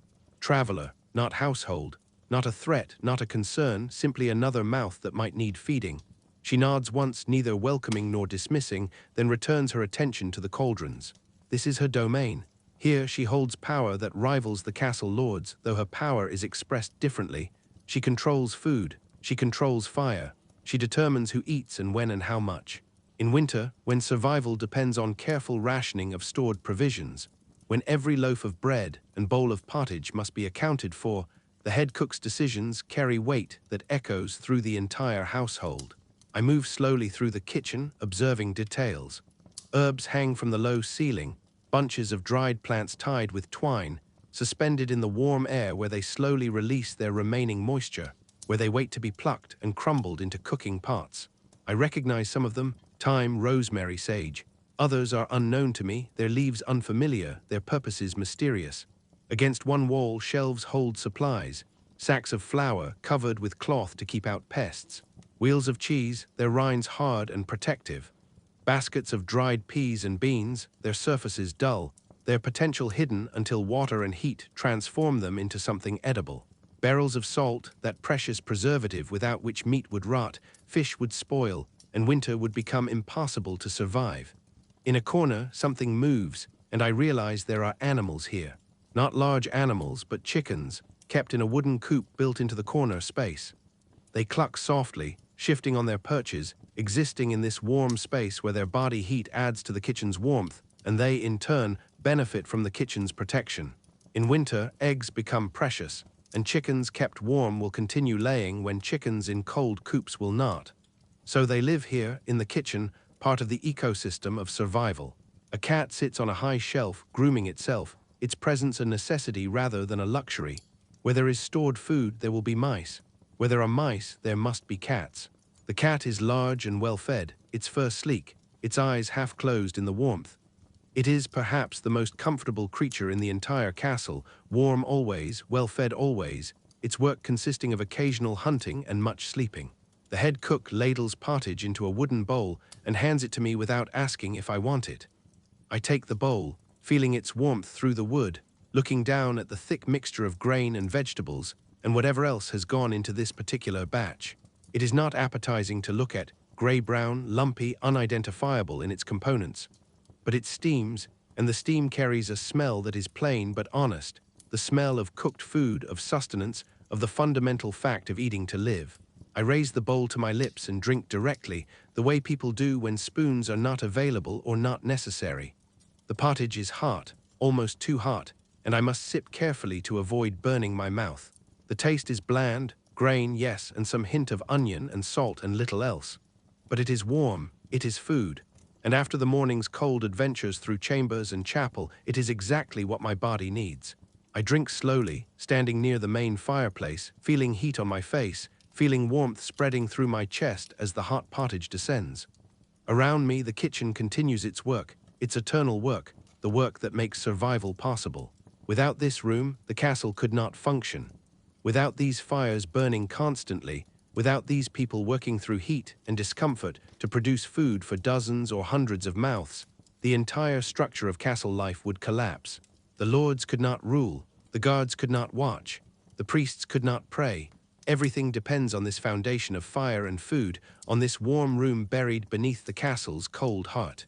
I finish the pottage and return the bowl to the head cook with a nod of thanks. She takes it without comment, already turning to other tasks, other demands. The kitchen never stops. As long as people need to eat, as long as winter presses against the walls, as long as the castle stands, the kitchen will work. Bread will be baked, pottage will be stirred, meat will turn on spits, and warmth will radiate from this space upward and outward, a gift of heat that the cold stone accepts without thanks and holds without acknowledgement. I leave the kitchen slowly, reluctantly, knowing that I am returning to cold, that the warmth I have enjoyed here is temporary, that the rest of the castle waits with its eternal chill. The stairs seem colder than before, or perhaps I am simply more aware of cold now, having experienced real warmth. My body has remembered what warmth feels like, and it protests the return to cold with renewed vigor. But I climb anyway, back toward the main levels, carrying with me the memory of fire and food, and the quiet dignity of people who work in heat, so that others might survive in cold. The kitchen remains below, warm and constant, the beating heart of the castle, the only place where fire truly wins its battle against winter's siege. I follow a serving woman through corridors I have not yet explored, moving away from the main halls and chambers, deeper into the parts of the castle where those who serve live and sleep and endure. She does not speak as she walks, and I do not ask her to. There is a weariness in her posture that suggests words would be an additional burden, one more thing to carry in a day already filled with carrying. Her footsteps are soft, practiced at moving through stone passages without drawing attention, without disturbing those who might wish for silence. We climb a narrow stairway, then walk along a passage where the ceiling is lower, the walls closer together. This is not architecture meant to impress. This is space used efficiently, carved from the castle's stone substance in whatever form proved most practical. The passage turns sharply, following the interior of the outer wall, utilizing space that would otherwise remain empty. She stops before a door that is narrower than any I have seen, barely wide enough for a person to pass through without turning sideways. She pushes it open, and I follow her inside. The servants' quarters. The room is small, perhaps 10 feet by 12, with a ceiling so low I could touch it easily by raising my arm. The walls are bare stone, unmarked by paint or plaster, showing the rough surface left by whatever tools shaped them centuries ago. The floor is stone as well, though covered partially by old straw that has been laid down and compressed by footsteps until it has become almost part of the floor itself. No window interrupts the walls. This room sits deep within the castle's interior, far from any exterior wall, enclosed entirely by stone. The only light comes from a small tallow candle set in a niche carved into one wall, its flame weak and struggling, creating more shadow than illumination. Along the walls, pallets lie side by side, separated by barely a hand's width. These are not beds in any real sense. They are simply places to lie down, wooden frames raised slightly off the floor, topped with sacks stuffed with straw, covered with thin blankets that look inadequate even from a distance. I count 6 pallets in this small space, which means 6 people sleep here, pressed close together by necessity, sharing warmth because individual warmth is impossible to maintain. The woman gestures toward the pallets with a movement that contains no pride, no shame, simply acknowledgement. This is where she sleeps. This is where others like her sleep. This is the reality of service in a castle, the price paid for food and shelter, and the small security that comes from belonging to a household. I kneel beside one of the pallets to examine it more closely. The straw inside the mattress sack has been compressed by repeated use until it barely provides cushioning. When I press my hand against it, I feel the wooden frame beneath almost immediately. The blanket is wool, but thin wool, worn in places until the weave has loosened and small holes have appeared. It would provide some warmth, but not much. Not nearly enough for a winter night in a room with no fire, no window to let in even the pale warmth of sunlight, nothing but stone walls holding their eternal cold. The woman speaks finally, her voice quiet, roughened by years of breathing cold air and wood smoke. She tells me that in winter, they sleep in their day clothes, adding whatever extra layers they possess. She tells me that they lie close together, sharing body heat, the 6 of them becoming like one large creature trying to survive the night. She tells me that sometimes, on the coldest nights, 1 or 2 of them will wrap themselves together in a single blanket, holding each other not from affection, but from desperate need for warmth. She tells me this without complaint, without asking for sympathy. These are simply facts. This is how life is lived in the servants' quarters of a castle in winter. I look around the small room, taking in other details. Against one wall, a wooden chest sits, smaller than the one I saw in the Lord's chamber, scratched and worn. This chest, she explains, holds everything they own between them. Extra clothing if they have any, small personal items. Things that cannot be left lying about because there is nowhere to leave them. No shelves, no hooks, no storage beyond this single shared chest. Near the door, a wooden bucket sits, filled with water that has a thin skin of ice across its surface, even though we are indoors. This is their washing water, drawn from the well in the morning and brought here for the day's use. By evening, it will be frozen solid, unusable until someone carries it near a fire to thaw. The room smells of unwashed bodies and old straw, and the particular mustiness that comes from a space where moisture collects without ventilation.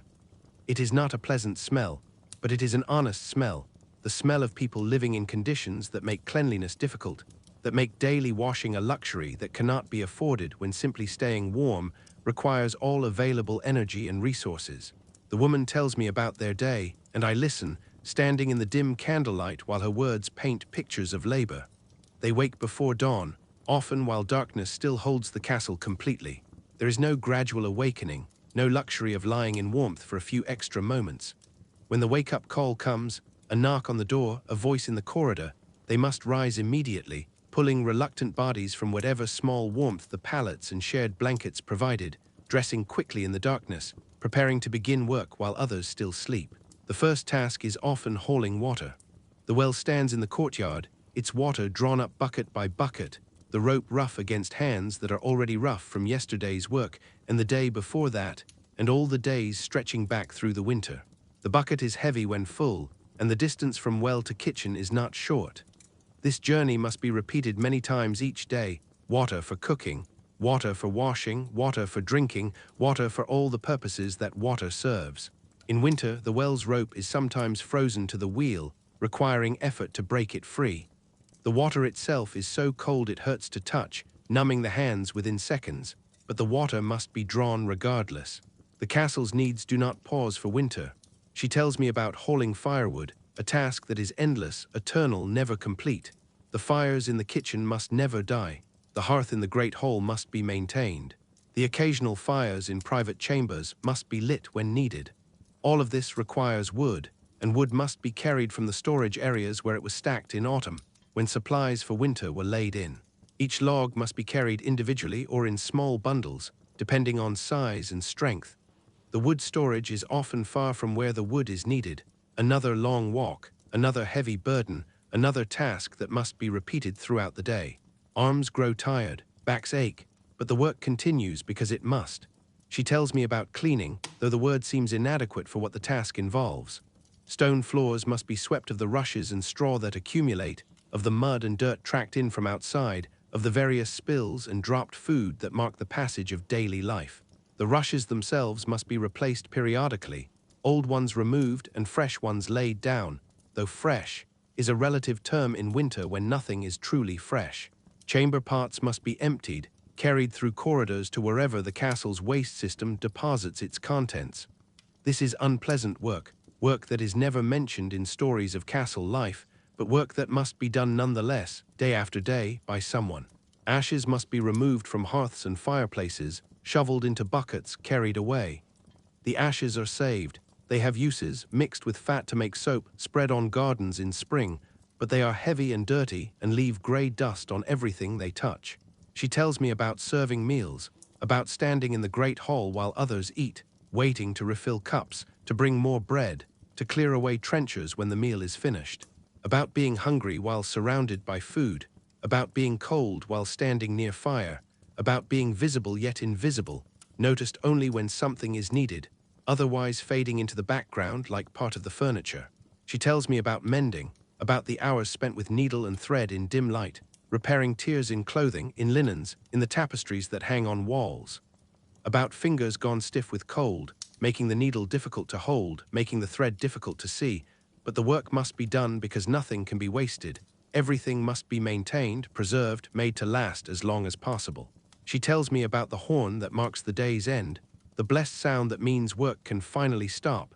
That means returning to this small room, to these thin pallets, to the possibility of rest. But even rest is not truly restful, she says. The cold prevents deep sleep. The hardness of the mattress causes aches. The sounds of others breathing, coughing, shifting in their sleep keep everyone partially aware, partially wakeful. Morning comes too quickly, and the cycle begins again. I ask her how long she has lived like this. She pauses, calculating, then tells me she has been in this castle for 12 winters. 12 years of hauling water and carrying wood and emptying chamber pots and sleeping on thin straw and waking in darkness to begin again. She is perhaps 30 years old, though the hardness of her life makes her look older. She expects she will continue this way until her body fails her, until she can no longer work, at which point she will be released from service and left to find her way in a world that has little use for women who cannot work. This is the bargain of service: food and shelter and small wages in exchange for labor. The castle provides survival, and in return, servants provide the labor that makes the castle function. Without them, the lords and ladies would have no one to draw their water, light their fires, prepare their food, clean their chambers. The entire structure of castle life rests on this foundation of quiet, constant, unacknowledged labor. She shows me her hands. They are red and rough, the skin cracked and dry from exposure to cold water, hard work, and constant cold. Her knuckles are swollen, her fingers slightly bent from years of gripping rough wood, heavy buckets, coarse cloth. These are hands that have worked since childhood, that know nothing but work, that will work until they can work no more. But there is dignity in these hands, I think. Not the dignity of luxury or leisure, but the dignity of endurance, of doing what must be done, of surviving through will and effort when comfort is not possible. These hands have built something, even if what they built is simply the continuation of their own life and the lives of those around them. We stand together in the dim room, and I feel the weight of her daily reality settling around me like the cold itself. This is what castle life means for most people, not feasts and ceremonies and the romance of medieval stories, but cold quarters and hard work and thin blankets and the endless repetition of tasks that keep the castle functioning, that keep the people within it alive. The woman moves toward the door, and I understand that she has shown me what I came to see, that she must return to her work, that this brief pause cannot extend longer without consequence. I follow her out, ducking through the narrow doorway, leaving the servants' quarters to their cold dimness. In the corridor, she turns one direction while I turn another. She returns to the kitchen or the hall or wherever her duties call her, and I continue my wandering through the castle, carrying with me the knowledge of those small rooms, those thin pallets, those rough hands, and the quiet strength required to survive not just a day, but a lifetime in service to a castle made of frozen stone. The candle flame in that small room continues burning, barely visible, providing just enough light to find one's way to a pallet when darkness and exhaustion finally coincide. And 6 people will return there tonight, as they return every night, to lie close together in the cold, to share what warmth they can, to rest as much as the stone will allow, and to rise again before dawn to begin the cycle once more. This is endurance, this is survival, this is what most of history looks like when we strip away the stories and see the truth beneath. Stone and straw, cold and labor, and the quiet dignity of those who continue day after day, because continuation is all that can be asked. The stairs that lead to the battlements are the longest I have yet climbed.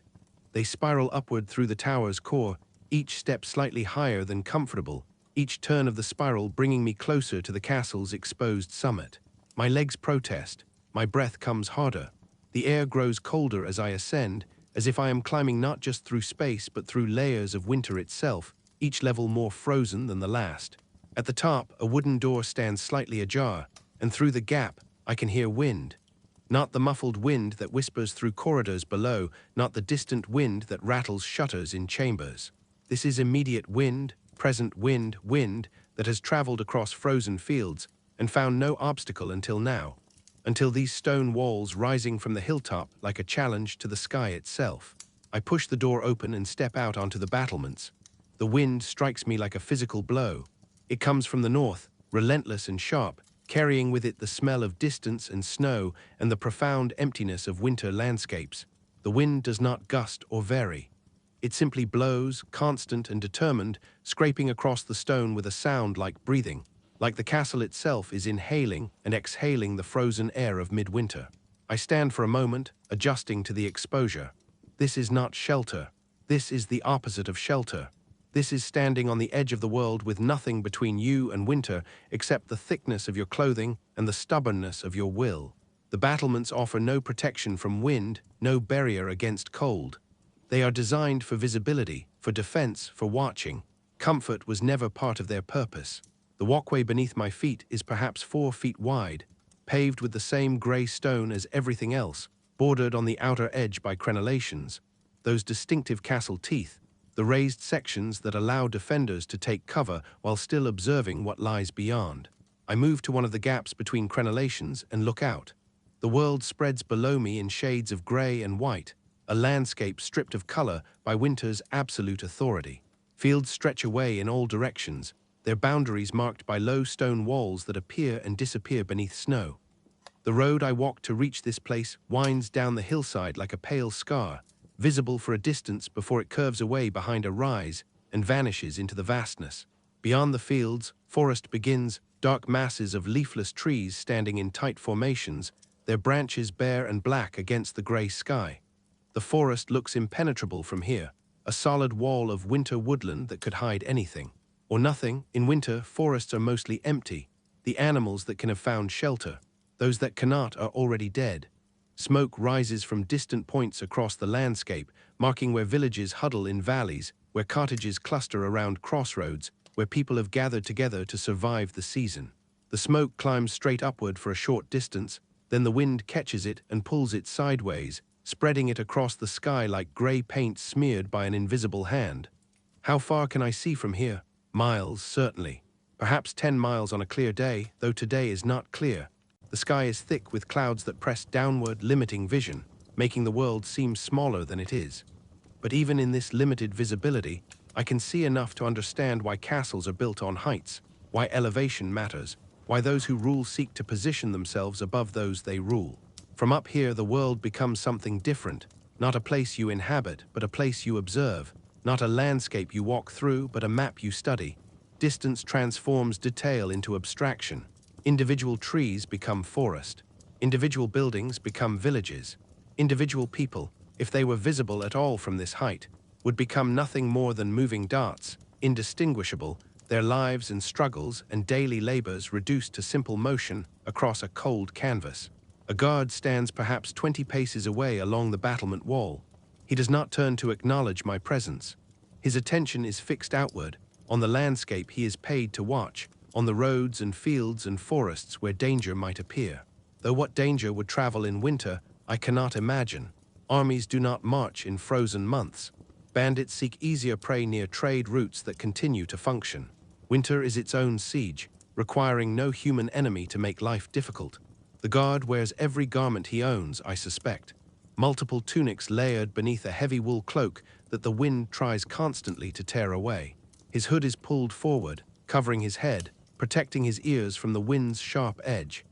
His hands are wrapped in cloth strips beneath leather gloves, creating bulk that will slow his fingers but might allow him to retain feeling. His feet are invisible beneath his cloak, but I imagine they are wrapped as well, stuffed into boots with extra rags for insulation. Yet despite all these layers, he shifts his weight constantly, a small motion, barely visible, but I recognize it. He is trying to keep blood moving, trying to generate what little warmth motion can provide, trying to prevent the stillness that would allow cold to settle completely into his bones. I move closer not to disturb him, but to understand better what this duty requires. His face, what little I can see of it beneath the hood, is red and weathered. Not the flush of kitchen heat, but the deep redness of skin that has been exposed to wind and cold for so long it has changed character, become something tougher, more resilient, but also more damaged. His eyes water constantly, tears forming and freezing at the corners, creating small crystals that cling to his lashes. This is what watching means in winter. This is what vigilance costs when your post is the most exposed point in an already cold fortress. Hours of standing, or if fortune allows, walking back and forth along the battlement, while wind scrapes across you with patient malice, while cold seeps through every layer despite your best efforts, while the landscape below remains unchanging, offering nothing to observe except the slow movement of smoke and cloud. I wonder how long a watch lasts up here. 4 hours, perhaps. 6. There are limits to how long a body can endure this exposure before function begins to fail, before fingers lose their grip, before awareness dulls and mistakes become possible. The guards must rotate, must be relieved periodically, must be brought down to warmth, or at least to less cold, before they freeze in place like statues of themselves. But for now, this guard stands, and he watches, and he shifts his weight, and he endures. There is something profound in this, I think. Something that speaks to what castles really are, beneath all the stories and romanticized versions of medieval life. Castles are not about comfort. They are about control, about seeing, about maintaining watch over territory, over people, over the resources that allow some to rule while others serve. This guard, frozen and miserable on this exposed walkway, is the living embodiment of that control. His suffering is the price of vigilance. His cold is the cost of maintaining visibility over the landscape, of knowing what moves and what does not, of being able to send warning if danger approaches. though danger seems an abstract concept when the real enemy is winter itself, patient and everywhere, requiring no army, no strategy, simply waiting for warmth to fail and bodies to freeze. I walk along the battlement, moving slowly against the wind. The crenellations pass one by one on my right. Raise stone, gap, raise stone, gap, a rhythm of defense that transforms the wall's edge into something that breathes, that alternates between protection and exposure. Through each gap, I catch glimpses of the drop below. It is not a sheer fall, but a steep slope. The castle walls built upon the hillside's natural contour, using height and angle to make assault more difficult. At the base of the walls, I can see the courtyard where I entered yesterday. Was it only yesterday? Time moves strangely in a castle, stretched by cold and routine into something that feels both endless and compressed. The courtyard looks small from here, manageable, a contained space where people move like pieces on a game board, each performing their function, each contributing to the larger pattern of castle life. Beyond the courtyard, beyond the outer walls, the landscape opens again into winter's vast indifference. What does this guard think about during his watch? Does he imagine warmth? Does he remember summer? Or has winter lasted so long that warmth has become abstract, theoretical, something believed in but not truly remembered? Does he count the hours until relief comes, marking time by the sun's movement across the sky, or today, by the barely perceptible shift in light that indicates the sun's hidden progress behind clouds? Or perhaps he thinks of nothing. Perhaps the cold empties the mind, leaves room only for the immediate sensations of wind and cold, and the slight ache in legs that have been standing too long. Perhaps this is a kind of meditation, this standing watch in winter. Not the peaceful meditation of warm monasteries and contemplative silence, but a meditation forced by circumstance, by the body's retreat inward, by consciousness narrowing to the simple task of enduring until the watch ends. I reach the corner of the battlement where the wall turns, following the castle's perimeter. From here, I can see a different portion of the landscape. More fields, more forest, more smoke rising from unseen settlements. A frozen stream cuts through one field, its surface white and still, its water stopped in place by cold, waiting for spring to remember how to flow. The view is beautiful in a harsh way. Beautiful the way winter itself can be beautiful, stripped of softness, reduced to essential elements, honest in its barrenness. There is no pretense here. The landscape does not promise comfort or plenty. It simply exists, frozen and waiting, surviving in the way that stone and ice survive, without struggle, without effort, simply persisting through time until conditions change. But for the people below, in those cottages producing that smoke, in those villages clustered against the wind, winter is not beautiful. It is dangerous. It is the time when food runs short, when illness strikes more easily, when the old and weak and unfortunate fail to survive until spring. The landscape's stark beauty exists only for those who have shelter and food enough to appreciate aesthetics. For those struggling to survive, winter is simply winter, an enemy to be outlasted, a test to be passed, a season to be endured because there is no other choice. The castle itself is part of this equation, I realize, standing here looking out over territory that some lord claims as his domain. The castle extracts resources from the landscape, food from fields, labor from villages, taxes and rents and obligations that flow upward from peasant to lord, from countryside to fortress. In return, the castle offers protection, or at least the promise of protection, the threat of war held at bay, the presence of armed men who can be called upon if needed. Justice, perhaps, though justice in a lord's hall often favors those with power over those without. But in winter, what does the castle really protect against? The cold does not care about walls. Hunger cannot be turned away by guards on battlements. Illness does not request permission to enter through gates. The real enemies of winter are not the kind that can be watched for from heights, not the kind that can be stopped by stone and armed men. Yet the castle stands, and the guards watch, and the system continues because this is how power maintains itself, through visibility, through presence, through the constant reminder that someone is watching, someone is in control, someone occupies the high ground and looks down upon all that lies below. Another guard appears from a doorway farther along the wall. This one is younger, perhaps 20 winters old, less weathered, but already showing the effects of duty in winter. He moves toward the first guard, and they exchange words I cannot hear over the wind. The older guard nods, then begins walking toward the doorway, toward stairs, toward whatever warmth awaits below. His relief has arrived. His watch is over. For now he can descend, can stand near a fire, can drink something warm, can feel his fingers again. The young guard takes position where the other stood, settling into the same stance, beginning his own hours of watching. The cycle continues. It will continue all day, all night, all winter. Someone will always stand here, exposed to wind and cold, maintaining vigilance over a landscape that changes only slowly, that offers little to see but must be seen regardless, because that is what power requires. Constant attention, constant presence, constant watch. I realize I am deeply cold now. The wind has found every gap in my clothing, has pulled away what little warmth I generated climbing the stairs. My face feels numb. My hands are stiff inside my gloves. My feet have become distant, barely connected to the rest of me, sending only dull signals of discomfort. I move toward the doorway, toward descent, toward the castle's interior. Before I enter, I turn one last time to look out over the landscape. From up here it all seems so orderly, so manageable, fields in their places, forests in theirs, villages where villages should be, roads connecting points of human habitation like threads in a loose weave. The world spread out like something designed, something planned, something under control. But I know this is illusion. From down there, in those fields and villages, in those cottages producing smoke, the world is not orderly. It is immediate and difficult and uncertain.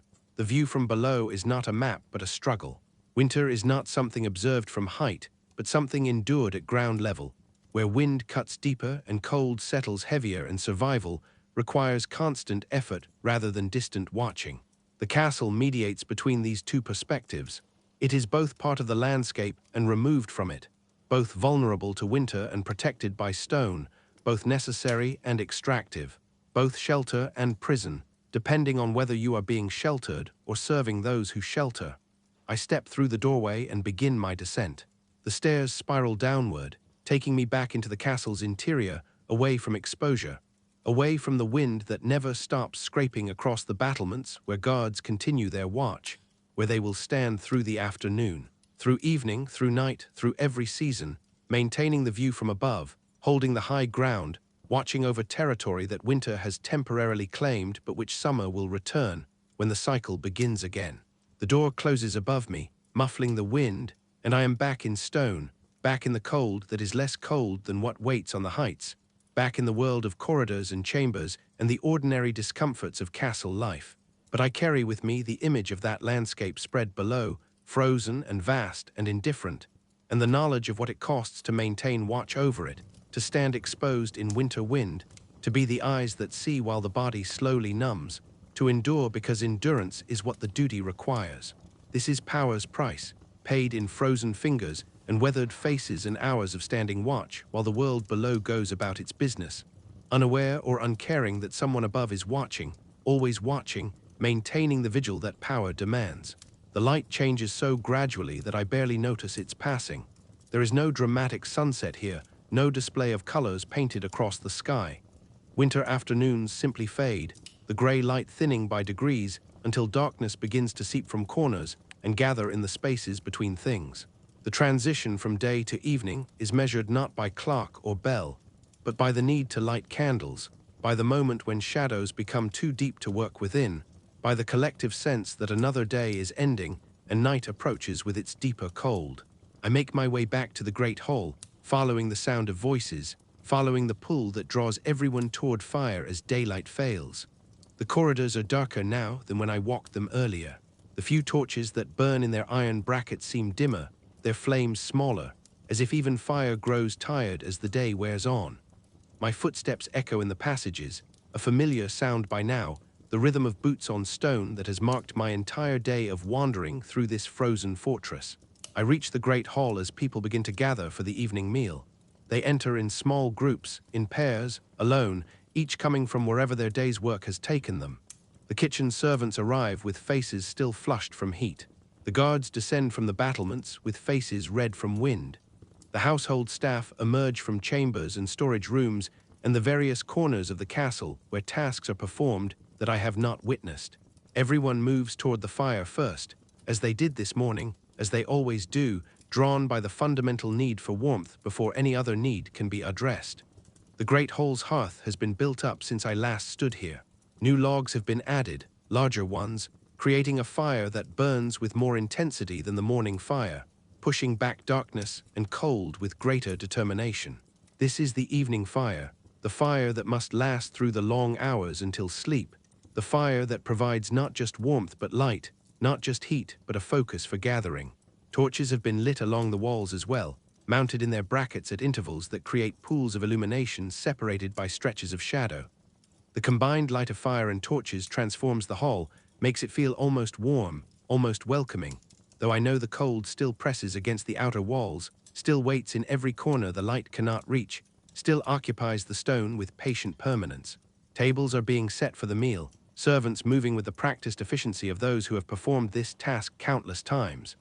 Wooden trenchers are placed at intervals along the tables, thick slabs of old bread that will serve as plates, that will absorb the juices of whatever food is served, that will themselves be eaten or, if too soaked, given to dogs or the poorest supplicants who gather at the castle gate. Cups are placed beside each trencher, wooden cups dark with use and age. Pitchers of ale are brought from the storage rooms, their contents sloshing softly as they are carried. The ale for evening is stronger than the morning ale, meant to warm and relax, to ease the transition from work to rest, to provide small comfort at the end of a cold day. I take my place at one of the long tables, neither near the high table nor far from the fire. A middle position, appropriate for a traveler, for someone who belongs to this household temporarily but not permanently, who shares the meal but remains separate from the daily lives that surround it. Others settle onto benches around me, their movements slow, careful, as if their bodies are still adjusting to the possibility of sitting, of resting, of ceasing the motion that has defined their day. I hear small sounds of relief, quiet sighs, the soft creaking of joints, the rustle of clothing as people shift to find comfortable positions on hard benches. The hall fills slowly with quiet conversation. Not loud talk, not laughter or boisterous exchanges, but the low murmur of people sharing simple words after a day of work. Questions about tasks completed, comments about the cold, brief exchanges about tomorrow's duties. The words are less important than the act of speaking, the confirmation that we are here together, that we have survived another day, that the cycle continues. At the high table, the Lord takes his seat. The same man I saw this morning, or perhaps a different man. From this distance, in this light, it is difficult to be certain. He is accompanied by a woman now, perhaps his wife, perhaps his sister, someone whose status grants her a place at the elevated table. They do not speak to each other that I can see. They simply sit, waiting for the meal to begin, their presence marking the formal start of evening. Bread is brought out, and the hall settles into the ritual of eating. The bread is the same dark, heavy bread from morning, the daily bread that appears at every meal, that fills stomachs when nothing else is available, that tastes of grain and survival rather than pleasure. I take a piece when the basket passes, tearing off a portion, feeling its weight and density. This bread is not soft. It requires chewing, requires work to consume, but it is food, and food is precious in a castle in winter. Ale is poured, and I drink, tasting the stronger brew, feeling its slight warmth spread through my chest. The ale is not fine. It is cloudy, slightly sour, the product of simple brewing with limited ingredients. But it serves its purpose, providing calories and a sense of warmth, however illusory. The main portion of the meal arrives, bowls of pottage, similar to what I ate in the kitchen earlier, but served now with ceremony, brought to the tables by servants who ladle it carefully, ensuring each person receives their portion. I eat slowly, spooning the thick mixture into my mouth, barely tasting it, focused instead on the warmth it provides. Around me, others eat with the same deliberate pace, extending the meal not from enjoyment, but from the desire to remain here, in this relatively warm hall, for as long as duty permits. The meal is simple: bread, pottage, ale, nothing more. No meat except at the high table, where I can see a platter with what might be fowl of some kind, roasted and divided among those who sit in positions of privilege. No fruit which does not exist in winter. No vegetables beyond what has gone into the pottage, likely turnips and onions, root vegetables that store well, that last when other foods fail. But there is something beyond food happening here, I realize, watching the people around me. This gathering is not just about eating. It is about being together at day's end, about creating a moment of community after hours of scattered labor, about marking the boundary between work and rest, between day and night, between the struggle of surviving and the brief peace of having survived another day. The fire crackles and pops, sending occasional sparks upward into the darkness above. The sound is comforting, familiar, a sound that humans have gathered around since before castles existed, since before stone walls and social hierarchies, since the first fires were built against the first nights, and people learned that sitting together in warmth was better than facing darkness alone. I look at the faces around me, lit by firelight from below, creating shadows that shift and dance as the flames move. These are tired faces, faces marked by cold and work and the accumulated strain of winter.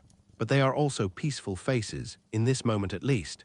Faces that have found temporary respite, however incomplete, from the day's demands. The woman who showed me the servants' quarters sits several places away. She eats slowly, her rough hands cradling her bowl, her attention focused inward or perhaps on nothing at all, simply existing in this moment of rest. The guard from the battlements sits near the far end of the table, his face still red from wind exposure, his movements careful, as if his body is still adjusting to being out of the wind, still learning to trust that the cold has temporarily lessened. At the high table, conversation occurs, though I cannot hear the words. The Lord gestures occasionally, making some point. The woman beside him nods, responds, continues eating. Their meal is the same as ours in structure, bread, ale, pottage, but enhanced by small additions, small privileges that status provides. Candles on the high table provide better light. Their trenchers are larger, fresher. Their cups might be glazed pottery rather than plain wood. These are small differences, but differences matter in a world where everyone is cold, where small comforts become significant because they are all that separates one level of discomfort from another. The meal continues its slow progress, and I find myself thinking about time. How many evenings like this have occurred in this hall? How many people have sat at these tables, eaten this bread, drunk this ale, warmed themselves by this fire? The hall has stood for generations, perhaps centuries. Kings have been born and died in the time this room has existed. Wars have been fought and concluded. Plagues have swept across the land and receded. And through it all, this hall has remained, and people have gathered here at evening, and the pattern has repeated with variations so slight they might not even be noticed. There is something both comforting and melancholy in this continuity. Comforting because it suggests that survival is possible, that the pattern holds, that winter always ends and life continues. Melancholy because it also suggests that nothing changes, that the same struggles repeat, that each generation faces the same cold, the same hunger, the same endless work, and finds the same small comforts to make survival bearable. But perhaps this is enough. Perhaps survival is itself a triumph. Perhaps making it through winter to spring, through evening to morning, through one day to the next, is all that can be asked when the world is made of stone and cold. The meal ends without announcement as it began. Bowls are emptied. Bread is consumed or saved for later. Ale cups are drained. And gradually people rise from the benches, preparing to move to wherever the night will take them, to chambers if they are fortunate, to pallets in servants' quarters if they are not, to posts if they have night duties, to whatever small space they can claim as their own for a few hours of rest. But many remain, I notice. Many stay near the fire, arranging themselves on benches or on the floor itself, wrapped in cloaks, settling in for the evening hours before sleep becomes necessary. This is the time of day that is neither work nor rest, but something between. A time for small conversations, for quiet companionship, for simply being near warmth and light before darkness and cold claim the night completely. Some people talk softly, others sit in silence. A few tend to small tasks, mending perhaps or carving something from wood, work that can be done by firelight, that requires neither much concentration nor much energy. I remain as well, finding a place near the hearth where I can feel the fire's warmth without blocking it from others. I sit, my back against the stone wall, cold through my layers, but less cold than it would be without the fire nearby, and I simply watch. The hall is quieter now than during the meal. The murmur of conversation has softened to occasional words, long pauses between speech. The fire burns lower, not extinguished but allowed to settle into itself, to become the overnight fire that will be tended in shifts, never quite dying, ready to be built up again when morning comes. Outside, beyond the stone walls, night has fully arrived. I cannot see it, but I can feel it, the way you feel the presence of something large and encompassing even when you cannot directly perceive it. Night in winter is different from night in other seasons.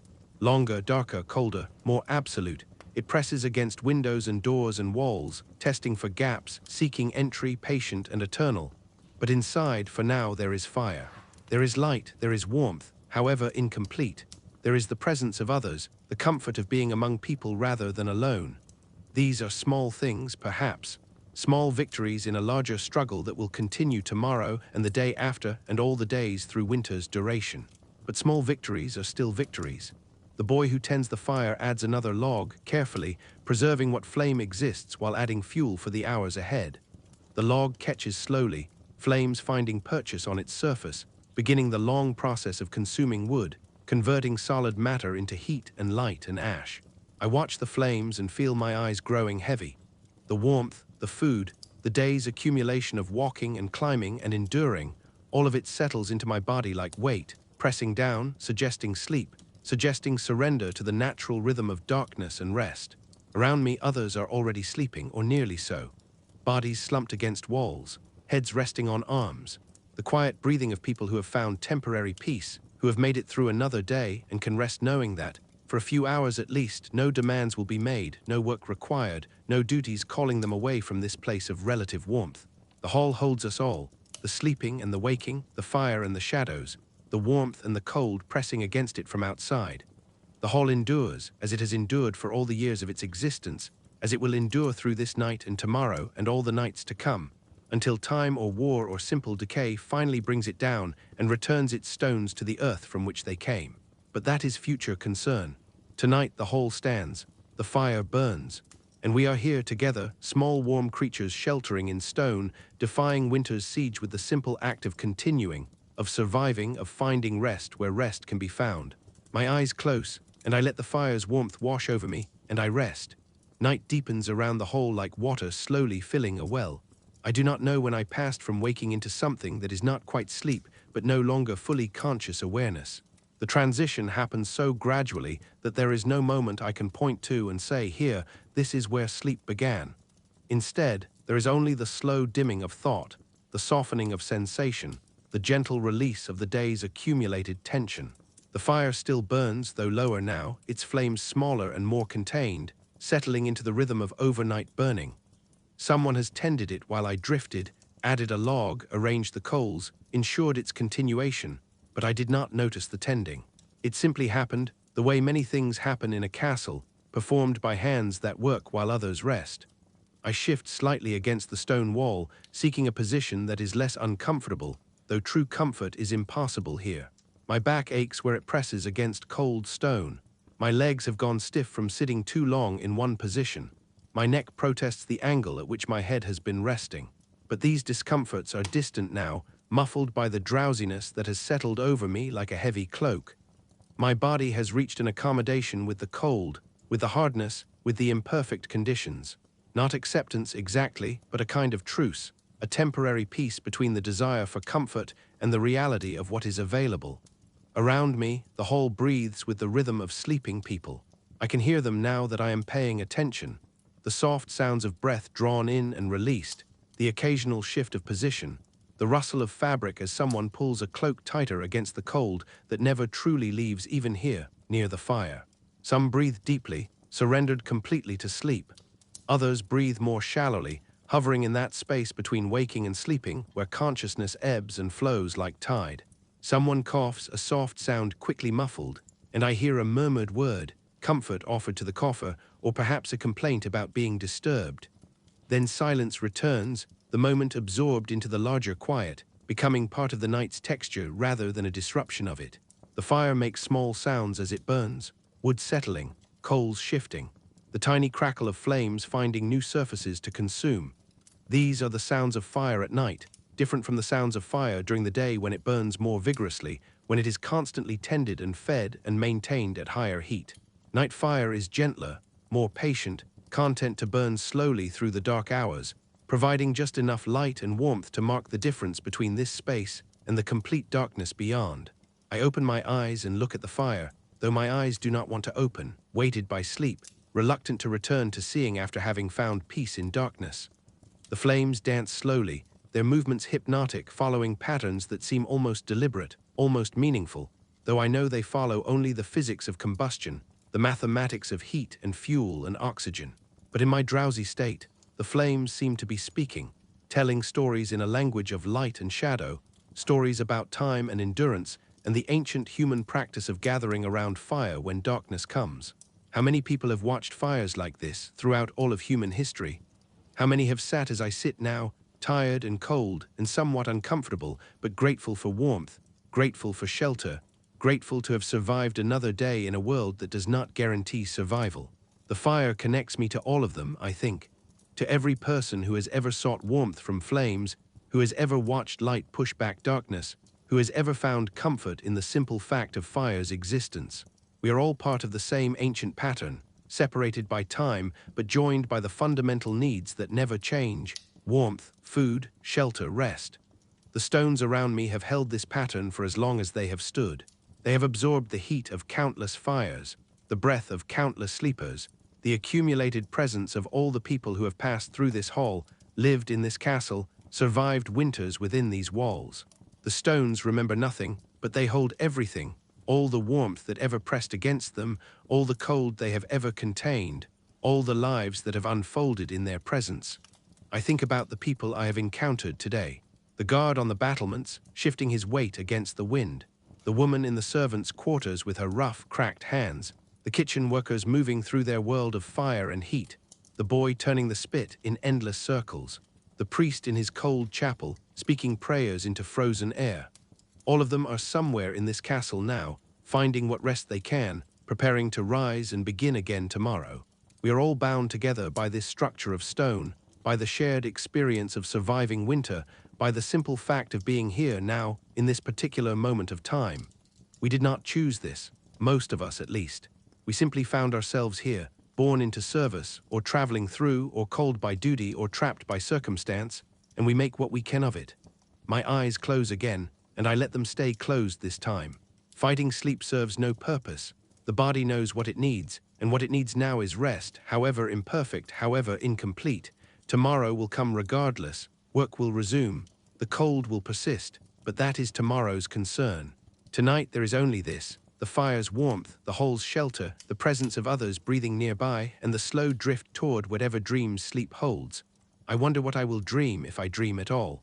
Will I dream of warmth, of summer, of places where stone is not cold, and wind does not cut, and sleep comes in soft beds with sufficient blankets? Or will I dream of this place, this castle, this winter, my sleeping mind unable to escape even in rest? Perhaps I will not dream. Perhaps sleep will be simply darkness, simply absence, simply the temporary cessation of awareness until morning arrives and awareness must return. The fire continues its slow burning, its flames casting moving shadows across the hall's high ceiling, across the faces of sleepers, across the tapestries that hang on walls. The shadows shift and flow like water, like living things, creating the impression of movement where everything is still. Time becomes uncertain. Has an hour passed since I closed my eyes? 2 hours, or merely minutes? In darkness near fire, with eyes closed and mind drifting, time loses its usual markers. There is only the present moment, stretching and contracting, becoming elastic, becoming unmeasurable. Somewhere distant, I hear a door open and close, footsteps in a corridor, the guard changing watch perhaps, or a servant on some late task, or someone simply moving from one place to another, navigating the castle's darkness, following paths worn into memory by repetition. The sounds are faint, barely reaching the hall, more felt than heard, absorbed into the larger stillness rather than disrupting it. The castle is alive in its sleep, I realize, not awake, not active, but not entirely dormant either. It breathes, it settles. Small sounds emerge from stone as temperature shifts, as the cold of night presses differently than the cold of day, as materials contract and expand in responses too subtle for conscious perception, but real nonetheless. I am part of this now, part of the castle's nightly rhythm, another breathing body among many, another small source of warmth in a structure made of cold, another temporary inhabitant of a space that has held so many others and will hold many more after I am gone. There is peace in this anonymity, in being simply one among many, in not needing to be special or significant or even particularly noticed. I am here, I am surviving, I am resting as best I can, that is enough. My breathing slows, matching the rhythm I hear around me, joining the collective breath of the hall.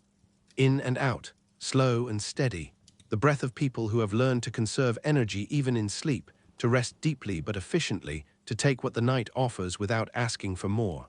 The fire burns lower still, its flames now barely rising above the coals, its light diminishing but not disappearing. This is how fire survives the night, by burning slowly, by accepting its reduced state, by persisting rather than blazing, by understanding that endurance is its own form of victory. I think I understand this now, after a day of walking through cold stone corridors, of witnessing the various forms of endurance that keep this castle functioning. Life here is not about comfort or pleasure or even particular happiness. It is about continuation, about doing what must be done, about surviving winter so that spring becomes possible, about making it through the night so that morning can arrive, and morning will arrive. The sun will rise, however weakly, behind its clouds. The fires will be built up again. Work will resume. The castle will continue its ancient pattern, and we who inhabit it will continue with it, because continuation is what we do, what humans have always done, what we will keep doing until time runs out or circumstances change. But that is still hours away. For now, there is only darkness and fire and the slow drift of consciousness towards sleep. There is only the present moment, this breath and the next, this heartbeat and the one that follows. There is only rest, imperfect but sufficient, uncomfortable but necessary, the body's demand finally being met after a day of cold and stone and endless walking. The hall holds me gently, as it holds all the others who sleep here.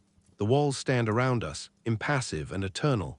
The fire continues its quiet work, and we rest, all of us together in this ancient space, in this moment that is both unique and endlessly repeated, in this winter night that is like every winter night, and yet somehow its own particular instance of time.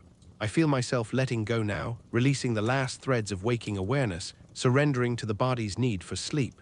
The cold is still present, the discomfort remains, but they are no longer important.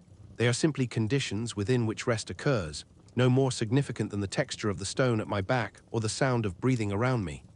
Sleep comes finally, not dramatically but simply the way night comes, gradually, inevitably, until suddenly you realize you are in it, that the transition has occurred, that the day is truly over and the night has truly begun. The fire burns on, the castle stands, the night continues its slow progress toward dawn, and I sleep along with all the others, small warm creatures sheltering in stone, dreaming or not dreaming, breathing in the cold air and exhaling small clouds of warmth, surviving together because that is what winter requires, what castles make possible, what humans have always done when faced with cold and darkness, and the long wait until spring returns. The stones remember nothing, but they hold everything, and we, for this night at least, are part of what they hold, temporary, fragile, but here in the cold and the warmth, here in the darkness and the firelight, here in the ancient pattern of survival, in the timeless rhythm of rest. The world outside waits, frozen fields and bare forests, villages huddled against wind, the landscape locked in winter's grip. But inside these walls, inside this hall, near this fire, we have found what shelter we can. And for tonight, it is enough. My breath slows further, becoming barely perceptible, joining the collective breath of the sleeping hall. And in that breath is continuation, is survival, is the quiet victory of making it through another day in a world of stone and cold. The fire burns lower, the night deepens, and sleep claims all of us, gently and completely, until morning comes again. The road grows quiet now. My steps fade into silence, and the night holds you gently. Rest, dream, and may the stones of the old world guard your sleep. This has been Stone and Slumber.